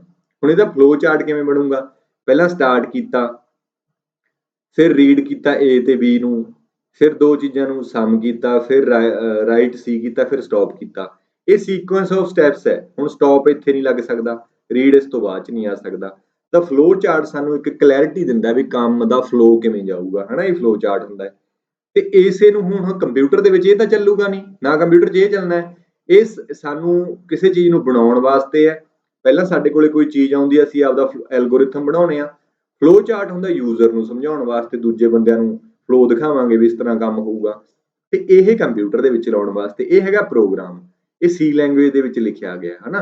ਤਾਂ ਜਿਹੜਾ ਪ੍ਰੋਗਰਾਮ ਹੈ ਇਹ ਐਲਗੋਰਿਥਮ ਦਾ ਹੋ ਸਕਦਾ ਹੈ, ਬਟ ਐਲਗੋਰਿਥਮ ਪ੍ਰੋਗਰਾਮ ਨਹੀਂ ਹੈ। ਕਲੀਅਰ ਹੋਈ ਗੱਲ। ਸੋ ਸਕਰੀਨਸ਼ਾਟ ਲੈ ਸਕਦੇ ਹੋ। ਹੋਰ 2 ਫਰਕ ਕੀ ਨੇ, ਇਹ ਵੀ ਬਹੁਤ ਜ਼ਿਆਦਾ ਇੰਪੋਰਟੈਂਟ ਹੈ, ਸਵਾਲ ਬਣ ਸਕਦਾ ਹੈ ਐਲਗੋਰਿਥਮ ਤੇ ਪ੍ਰੋਗਰਾਮ ਦੇ ਵਿੱਚ। ਕਹਿੰਦਾ ਐਲਗੋਰਿਥਮ ਇਜ਼ ਫਾਈਨਾਈਟ। ਐਲਗੋਰਿਥਮ ਦੇ ਸੀਕੁਐਂਸ ਆਫ ਸਟੈਪਸ ਹੋਣਗੇ ਫਾਈਨਾਈਟ ਹੋਊਗਾ, ਇਨਫਾਈਨਾਈਟ ਨਹੀਂ ਹੋਊਗਾ। Program need not to be finite. Program ਹੈਗਾ ਜਿਹੜਾ ਇਨਫਾਈਨਾਈਟ ਹੋ ਸਕਦਾ ਹੈ। ਜਿਵੇਂ ਮੈਂ ਨੰਬਰ ਪ੍ਰਿੰਟ ਕਰਨ ਲਾਤੇ, ਨੈਚੁਰਲ ਨੰਬਰ, ਕੀ ਨੈਚੁਰਲ ਨੰਬਰ ਕਿਤੇ ਖਤਮ ਹੁੰਦੇ ਨੇ, ਚੱਲਦੇ ਹੀ ਜਾਣਗੇ। ਮੇਰਾ ਪ੍ਰੋਗਰਾਮ ਹੈ ਇੱਕ ਜਿਹੜਾ ਨੈਚੁਰਲ ਨੰਬਰ ਪ੍ਰਿੰਟ ਕਰ ਰਿਹਾ, ਤਾਂ ਪ੍ਰੋਗਰਾਮ ਓਨਾ ਚਿਰ ਚੱਲਦਾ ਰਹੂਗਾ ਜਿੰਨਾ ਚਿਰ ਮੇਰੇ ਕੰਪਿਊਟਰ ਦੀ ਮੈਮਰੀ ਖਤਮ ਨਹੀਂ ਹੋ ਜਾਂਦੀ, ਆਊਟ ਆਫ ਮੈਮਰੀ ਨਹੀਂ ਹੋ ਜਾਂਦਾ। ਤਾਂ ਪ੍ਰੋਗਰਾਮ ਇੱਕ ਇਨਫਾਈਨਾਈਟ ਚਲਾ ਜਾਊਗਾ, ਬਟ ਐਲਗੋਰਿਥਮ ਕਹਿੰਦਾ ਕਿ ਐਲਗੋਰਿਥਮ ਇਨਫਾਈਨਾਈਟ ਨਹੀਂ ਹੁੰਦਾ, ਫਾਈਨਾਈਟ ਹੁੰਦਾ। ਤਾਂ ਇਹ ਫਰਕ ਹੋ ਗਿਆ। ਅਗਲਾ, algorithm is written using natural language ਔਰ ਐਲਗੋਰਿਥਮਿਕ ਲੈਂਗੁਏਜ। ਐਲਗੋਰਿਥਮ ਕਹਿੰਦਾ ਇੱਕ ਨੈਚੁਰਲ ਲੈਂਗੁਏਜ ਦੇ ਵਿੱਚ ਲਿਖਿਆ ਜਾਂਦਾ, ਬਟ ਪ੍ਰੋਗਰਾਮ ਇੱਕ ਸਪੈਸੀਫਿਕ ਪ੍ਰੋਗਰਾਮਿੰਗ ਲੈਂਗੁਏਜ, ਜਿਵੇਂ C++ ਦੇ ਵਿੱਚ ਲਿਖਿਆ ਜਾਂਦਾ। ਪ੍ਰੋਗਰਾਮ ਦਾ ਆਪਣਾ ਸਿੰਟੈਕਸ ਹੁੰਦਾ ਹੈ, ਐਲਗੋਰਿਥਮ ਦਾ ਆਪਣਾ ਕੋਈ ਵੀ ਸਿੰਟੈਕਸ ਨਹੀਂ ਹੁੰਦਾ। ਤਾਂ ਅਗਲਾ ਸਵਾਲ ਹੈ, ਇਹ ਬੜਾ ਵਧੀਆ ਸਵਾਲ ਹੈ। An algorithm is a procedure for solving problem. ਇਹ ਪ੍ਰੋਬਲਮ, ਹਾਂ ਉਹੀ ਸਵਾਲ ਸੀ ਇਹ। ਤਾਂ ਫਿਰ ਆਨਸਰ ਇਹਦਾ A ਹੈ, ਇਹ procedure for solving A problem. ਕਿਸੇ ਪ੍ਰੋਬਲਮ ਨੂੰ ਸੋਲਵ ਕਰਨ ਦਾ ਇਹ ਪ੍ਰੋਸੀਜਰ ਆ। ਅਗਲਾ ਸਵਾਲ ਕਹਿੰਦਾ which of the following is incorrect. ਇੱਥੇ ਤੁਸੀਂ ਗੋਲਾ ਮਾਰ ਲੈਣਾ, ਆਨਲਾਈਨ ਦੇ ਵਿੱਚ ਗੋਲਾ ਤਾਂ ਨਹੀਂ ਹੋਊਗਾ, ਆਪਣੇ ਰਫ ਪੇਪਰ ਤੇ ਲਿਖ ਲਿਓ। ਐਲਗੋਰਿਥਮ ਕੈਨ ਬੀ ਰਿਪਰੈਜ਼ੈਂਟਡ, ਕਹਿੰਦਾ ਹੇਠ ਲਿਖਿਆਂ ਚੋਂ ਕਿਹੜਾ ਗਲਤ ਹੈ। ਐਲਗੋਰਿਥਮ ਨੂੰ ਕਾਹਦੇ 'ਚ ਰਿਪਰੈਜ਼ੈਂਟ ਕਰ ਸਕਦੇ ਆ, ਕੀ ਸੀਡੋ ਕੋਡ 'ਚ ਕਰ ਸਕਦੇ ਆ। ਸੀਡੋ ਕੋਡ ਕੀ ਹੁੰਦਾ ਇਹ ਵੀ ਦੱਸੂਗਾ। As a syntax, as a program, as a flow chart. ਤਾਂ ਆਪਾਂ ਇਹ ਦੇਖ ਲਿਆ ਵੀ ਐਜ਼ ए ਫਲੋ ਚਾਰਟ ਵੀ ਆਪਾਂ ਕਰ ਸਕਦੇ ਹਾਂ ਹਨਾ। ਹਾਂ ਆਂਸਰ ਇਹਦਾ ਬੀ ਹੈ। ਆ ਇਹਦਾ ਇਨਕਰੈਕਟ ਹੈ, ਇਹਨੂੰ ਐਜ਼ ए ਸਿੰਟੈਕਸ ਨਹੀਂ ਲਿਖ ਸਕਦੇ ਆਪਾਂ ਐਲਗੋਰਿਥਮ ਨੂੰ। ਮੈਂ ਦੱਸਦਾ, ਜਿਵੇਂ ਐਲਗੋਰਿਥਮ ਨੂੰ ਆਪਾਂ ਕਾਹਦੇ ਚ ਰਿਪਰੈਜ਼ੈਂਟ ਕਰ ਸਕਦੇ ਹਾਂ? Algorithm can be represent as a program, as a flow chart, as a pseudo code. ਦੇਖੋ ਇਹਨੂੰ ਸੀਡੋ ਕੋਡ ਬੋਲਦੇ ਆ, ਸੀਡੋ ਕੋਡ ਹੁੰਦਾ ਇੱਕ ਐਲਗੋਰਿਥਮ ਦਾ, ਆਹ ਫਲੋ ਚਾਰਟ ਹੁੰਦਾ ਤੇ ਆਹ ਪ੍ਰੋਗਰਾਮ ਹੁੰਦਾ। ਤਾਂ ਪ੍ਰੋਗਰਾਮ ਨੂੰ ਆਪਾਂ ਐਜ਼ ए ਸਿੰਟੈਕਸ ਨਹੀਂ ਲਿਖ ਸਕਦੇ, ਸੌਰੀ ਮੈਂ ਗਲਤ ਬੋਲ ਰਿਹਾ, ਐਲਗੋਰਿਥਮ ਨੂੰ ਆਪਾਂ ਐਜ਼ ए ਸਿੰਟੈਕਸ ਨਹੀਂ ਲਿਖ ਸਕਦੇ, ਸਿੰਟੈਕਸ ਦੇ ਵਿੱਚ ਆਪਾਂ ਪ੍ਰੋਗਰਾਮ ਨੂੰ ਲਿਖ ਸਕਦੇ ਹਾਂ। ਕਲੀਅਰ ਹੋਈ ਗੱਲ? ਤਾਂ ਇਹ ਬਣ ਗਿਆ ਪ੍ਰੋਗਰਾਮ। ਅਗਲਾ ਸਵਾਲ ਆ ਗਿਆ, dash is a step ਬਾय step procedure. ਕਹਿੰਦਾ ਇਹ ਇੱਕ ਸਟੈਪ ਬਾय ਸਟੈਪ ਪ੍ਰੋਸੀਜਰ ਹੈ which define a set of instruction to be executed in certain order to get desired output। ਕਹਿੰਦਾ ਹੇਠ ਲਿਖਿਆਂ ਦੇ ਵਿੱਚੋਂ ਕਿਹੜਾ ਸਟੈਪ ਬਾय ਸਟੈਪ ਪ੍ਰੋਸੀਜਰ ਹੈ ਜਿਹੜਾ ਇੰਸਟਰਕਸ਼ਨਾਂ ਨੂੰ ਡਿਫਾਈਨ ਕਰਦਾ, ਐਗਜ਼ੀਕਿਊਟ ਕਰਦਾ ਕਿਸੇ ਆਰਡਰ ਦੇ ਵਿੱਚ ਤੇ ਇੱਕ ਆਊਟਪੁੱਟ ਮਿਲ ਜਾਂਦੀ। ਆਪਾਂ ਹੁਣੀ ਪੜ੍ਹ ਕੇ ਗਏ ਆ ਵੀ ਉਹ ਇੱਕ ਐਲਗੋਰਿਥਮ ਹੁੰਦਾ, ਕੋਡ ਵੀ ਨਹੀਂ ਹੁੰਦਾ, ਪ੍ਰੋਗਰਾਮ ਨਹੀਂ ਹੁੰਦਾ। ਹੋ ਸਕਦਾ ਪ੍ਰੋਗਰਾਮ ਟਰਮੀਨੇਟ ਹੋਵੇ ਜਾਂ ਨਾ ਹੋਵੇ, ਇਨਫਾਈਨਾਈਟ ਚਲਾ ਜਾਵੇ, ਤਾਂ ਇਹਦੀ ਸ਼ੋਰਟੀ ਹੈ ਸਾਨੂੰ, ਹੋ ਸਕਦਾ ਹੋ ਜੇ, ਬਟ ਸ਼ੋਰਟੀ ਸਾਨੂੰ ਐਲਗੋਰਿਥਮ ਦੀ ਹੈ, ਤਾਂ ਕਰਕੇ ਆਨਸਰ ਇਹਦਾ ਐਲਗੋਰਿਥਮ ਹੈ। ਕਲੀਅਰ ਹੋਈ ਗੱਲ? ਅਗਲਾ ਸਵਾਲ ਕਹਿੰਦਾ which of the following are characteristics of an algorithm. ਦੇਖੋ ਕਰੈਕਟਰਿਸਟਿਕਸ ਤੇ ਸਵਾਲ ਬਣ ਸਕਦਾ, ਆਪਾਂ ਹੁਣੀ ਪੜ੍ਹ ਕੇ ਆਏ ਆ, ਮੈਂ ਤੁਹਾਨੂੰ ਦੱਸਿਆ ਵੀ ਸੀ। ਐਲਗੋਰਿਥਮ ਸ਼ੁੱਡ ਵੀ, ਕਲੀਅਰ ਇਹ ਵੀ ਠੀਕ ਹੈ, ਐਲਗੋਰਿਥਮ ਸ਼ੁੱਡ ਵੀ ਅਨਐਂਬੀਗੁਅਸ। ਹਾਂ ਤਾਂ ਅਨਐਂਬੀਗੁਅਸ ਹੋਣਾ ਚਾਹੀਦਾ, ਐਂਬੀਗੁਅਸ ਨਹੀਂ ਹੋਣਾ ਚਾਹੀਦਾ। ਐਂਬੀਗੁਅਸ ਦਾ ਮਤਲਬ ਹੁੰਦਾ ਕੋਈ ਦੋ ਸਟੇਟਮੈਂਟ ਆ ਇੱਕੋ ਜਿਹੀਆਂ ਲੱਗਣ, ਉੱਥੇ ਫਿਰ ਐਂਬੀਗਿਊਟੀ ਆ ਜਾਂਦੀ ਆ। ਜਿਵੇਂ ਹੁਣ ਤੁਸੀਂ ਮੇਰੇ ਕੋਲੇ ਆ ਗਏ, ਮੈਂ ਤੁਹਾਨੂੰ ਕਿਹਾ ਮੈਂ ਤੁਹਾਡੇ ਗੋਲੀ ਮਾਰ ਵੀ ਸਕਦਾ, ਪਰੇ ਜਾ ਕੇ ਕਹਤਾ ਮੈਂ ਗੋਲੀ ਮਾਰਦਾ ਨਹੀਂ, ਐਂਬੀਗਿਊਟੀ ਹੋ ਗਈ, ਕੀ ਪਤਾ ਮੈਂ ਗੋਲੀ ਮਾਰਾਂ ਕਿ ਨਾ ਮਾਰਾਂ, ਹਨਾ। ਸੋ ਕਲੀਅਰ ਹੋਣਾ ਚਾਹੀਦਾ ਵੀ ਮੈਂ ਗੋਲੀ ਤੁਹਾਡੇ ਮਾਰੂੰਗਾ, ਵੈਸੇ ਮੈਂ ਕਿਉਂ ਮਾਰੂੰਗਾ ਤੁਹਾਡੇ ਗੋਲੀ, ਪਰ ਮਾਰ ਵੀ ਸਕਦਾ, ਵੀ ਮੈਂ ਤੁਹਾਡੇ ਗੋਲੀ ਮਾਰਨੀ ਹੈ ਕਿ ਨਹੀਂ ਮਾਰਨੀ। ਤਾਂ ਜੇ ਦੋ ਸਟੇਟਮੈਂਟਾਂ, ਇੱਕ ਸਟੇਟਮੈਂਟ ਕੁਝ ਹੋਰ ਕਹਿ ਰਹੀ ਹੈ, ਦੂਜੀ ਹੋਰ ਕਹਿ ਰਹੀ ਆ, ਪਤਾ ਹੀ ਨਹੀਂ ਲੱਗ ਰਿਹਾ ਵੀ ਫਾਈਨਲ ਡਿਸੀਜਨ ਕੀ ਆ, ਤਾਂ ਫਿਰ ਐਂਬੀਗਿਊਟੀ ਹੋਊਗੀ। ਜਿਵੇਂ ਹੁਣ ਕਹਿ ਦਈਏ ਇੱਕ ਦਿਨ ਪ੍ਰਧਾਨ ਮੰਤਰੀ ਕਹਦੇ ਵੀ 2000 ਦੇ ਨੋਟ ਬੰਦ ਹੋ ਗਏ ਤੇ ਖਜ਼ਾਨਾ ਮੰਤਰੀ ਆ ਕੇ ਕਹਦੇ ਵੀ 2000 ਦੇ ਨੋਟ ਬੰਦ ਨਹੀਂ ਹੋਣਗੇ, ਤਾਂ ਪਤਾ ਐਂਬੀਗਿਊਟੀ ਹੋਗੀ, ਕੀ ਪਤਾ ਕੀ ਹੈ, ਕਲੀਅਰ ਦੱਸੋ, ਤਾਂ ਫਿਰ ਰਿਟਨ ਦੇ ਵਿੱਚ ਆਊਗਾ ਫਾਈਨਲ। ਤਾਂ ਪ੍ਰੋਗਰਾਮ ਐਲਗੋਰਿਥਮ ਹੈ ਜਿਹੜਾ ਅਨਐਂਬੀਗੁਅਸ ਹੋਣਾ ਚਾਹੀਦਾ, ਠੀਕ ਹੈ। ਤਾਂ ਇਹ ਗੱਲ ਠੀਕ ਹੈ ਨਾ, ਸ਼ੁੱਡ ਬੀ ਅਨਐਂਬੀਗੁਅਸ, ਗਲਤ ਨਹੀਂ ਕਰ ਰਹੇ, ਠੀਕ ਆ। Algorithm must terminate after finite number of step, ਇਹ ਵੀ ਠੀਕ ਆ ਵੀ ਆਊਟਪੁੱਟ ਜਿਹੜੀ ਹੈ ਉਹਦੀ ਬਣਨੀ ਚਾਹੀਦੀ ਹੈ। ਤਾਂ ਫਿਰ ਇਹਦਾ ਡੀ ਆਨਸਰ ਹੋ ਗਿਆ, ਆਲ ਆਫ ਦੀ ਅਬਵ। ਸੋ ਇਹ ਸੀਗੇ ਚੈਪਟਰ 11th ਦੇ ਲੈਂਗੁਏਜ ਐਂਡ ਟਰਾਂਸਲੇਟਰ ਦੇ। ਥੋੜੇ ਜਿਹੇ ਟੌਪਿਕ ਵੱਖਰੇ ਨੇ, ਤੁਹਾਨੂੰ ਕਰਨੇ ਹੀ ਪੈਣਗੇ ਕਿਉਂਕਿ ਪੁੱਛ ਸਕਦਾ ਪੇਪਰ ਦੇ ਵਿੱਚ। ਥੋੜੇ ਜਿਹੇ ਹੋ ਸਕਦਾ ਤੁਸੀਂ ਪਹਿਲੀ ਵਾਰੀ ਇਹਨਾਂ ਦੇ ਵਿੱਚੋਂ ਕੁਝ ਪੁਆਇੰਟ ਕੀਤੇ ਹੋਣ, ਪਰ ਇਹ ਆ ਵੀ ਆਪਾਂ ਹਿੰਮਤ ਨਹੀਂ ਹਾਰਨੀ, ਕਰਦੇ ਰਹਿਣਾ, ਸਾਰੇ ਟੌਪਿਕ ਮੈਂ ਕਰਾਉਂਗਾ। ਇਸ ਤੋਂ ਬਾਅਦ ਜਿਹੜੇ ਲੈਵਲ 3 ਦੇ ਟੌਪਿਕ ਨੇ ਉਹ ਤਾਂ ਬਿਲਕੁਲ ਹੀ ਤੁਹਾਨੂੰ ਐਂ ਲੱਗਣਗੇ ਵੀ ਆਹ ਚੀਜ਼ਾਂ ਵੀ, ਪਰ ਉਹ ਪੁੱਛੀਆਂ ਗਈਆਂ ਨੇ ਪੇਪਰ ਦੇ ਵਿੱਚ, ਠੀਕ ਹੈ। ਤਾਂ ਕਰਕੇ ਹੁਣ ਆਪਦੀ ਤਿਆਰੀ ਖਿੱਚ ਕੇ ਰੱਖੋ, ਕਮਰ ਕੱਸੇ ਕਹਿੰਦੇ ਵੀ ਕੱਸ ਕੇ ਰੱਖੋ, ਕਾਪੀਆਂ ਕੁਪੀਆਂ ਲੈ ਕੇ ਬੈਠਿਆ ਕਰੋ, ਤੇ ਨਾਲ ਤੁਸੀਂ ਕੁਐਸਚਨ ਵੀ ਕਰਿਓ, ਜਿਨ੍ਹਾਂ ਨੇ ਟੈਸਟ ਸੀਰੀਜ਼ ਲਈ ਹੋਈ ਆ ਉਹ ਤੁਸੀਂ ਚੈਪਟਰ ਵਾਈਜ਼ ਜਾਇਓ, ਠੀਕ ਹੈ। ਜਿਵੇਂ ਆਪਣਾ 11ਵੀਂ ਚੈਪਟਰ ਕੰਪਲੀਟ ਹੋ ਗਿਆ, ਇਹਦੇ ਸਵਾਲ ਤੁਸੀਂ ਜਾ ਕੇ ਐਪ ਦੇ ਵਿੱਚ ਸੋਲਵ ਕਰਕੇ ਦੇਖਿਓ। ਬਾਕੀ ਕੋਈ ਵੀ ਦਿੱਕਤ ਆਉਂਦੀ ਹੈ ਤੁਸੀਂ WhatsApp ਨੰਬਰ ਸਾਰਿਆਂ ਕੋਲ ਹੈਗਾ, ਤੁਸੀਂ ਮੈਨੂੰ ਮੈਸੇਜ ਕਰ ਸਕਦੇ ਹੋ। ਸੋ ਮਿਲਦੇ ਹਾਂ ਨੈਕਸਟ ਵੀਡੀਓ ਦੇ ਵਿੱਚ, ਥੈਂਕ ਯੂ।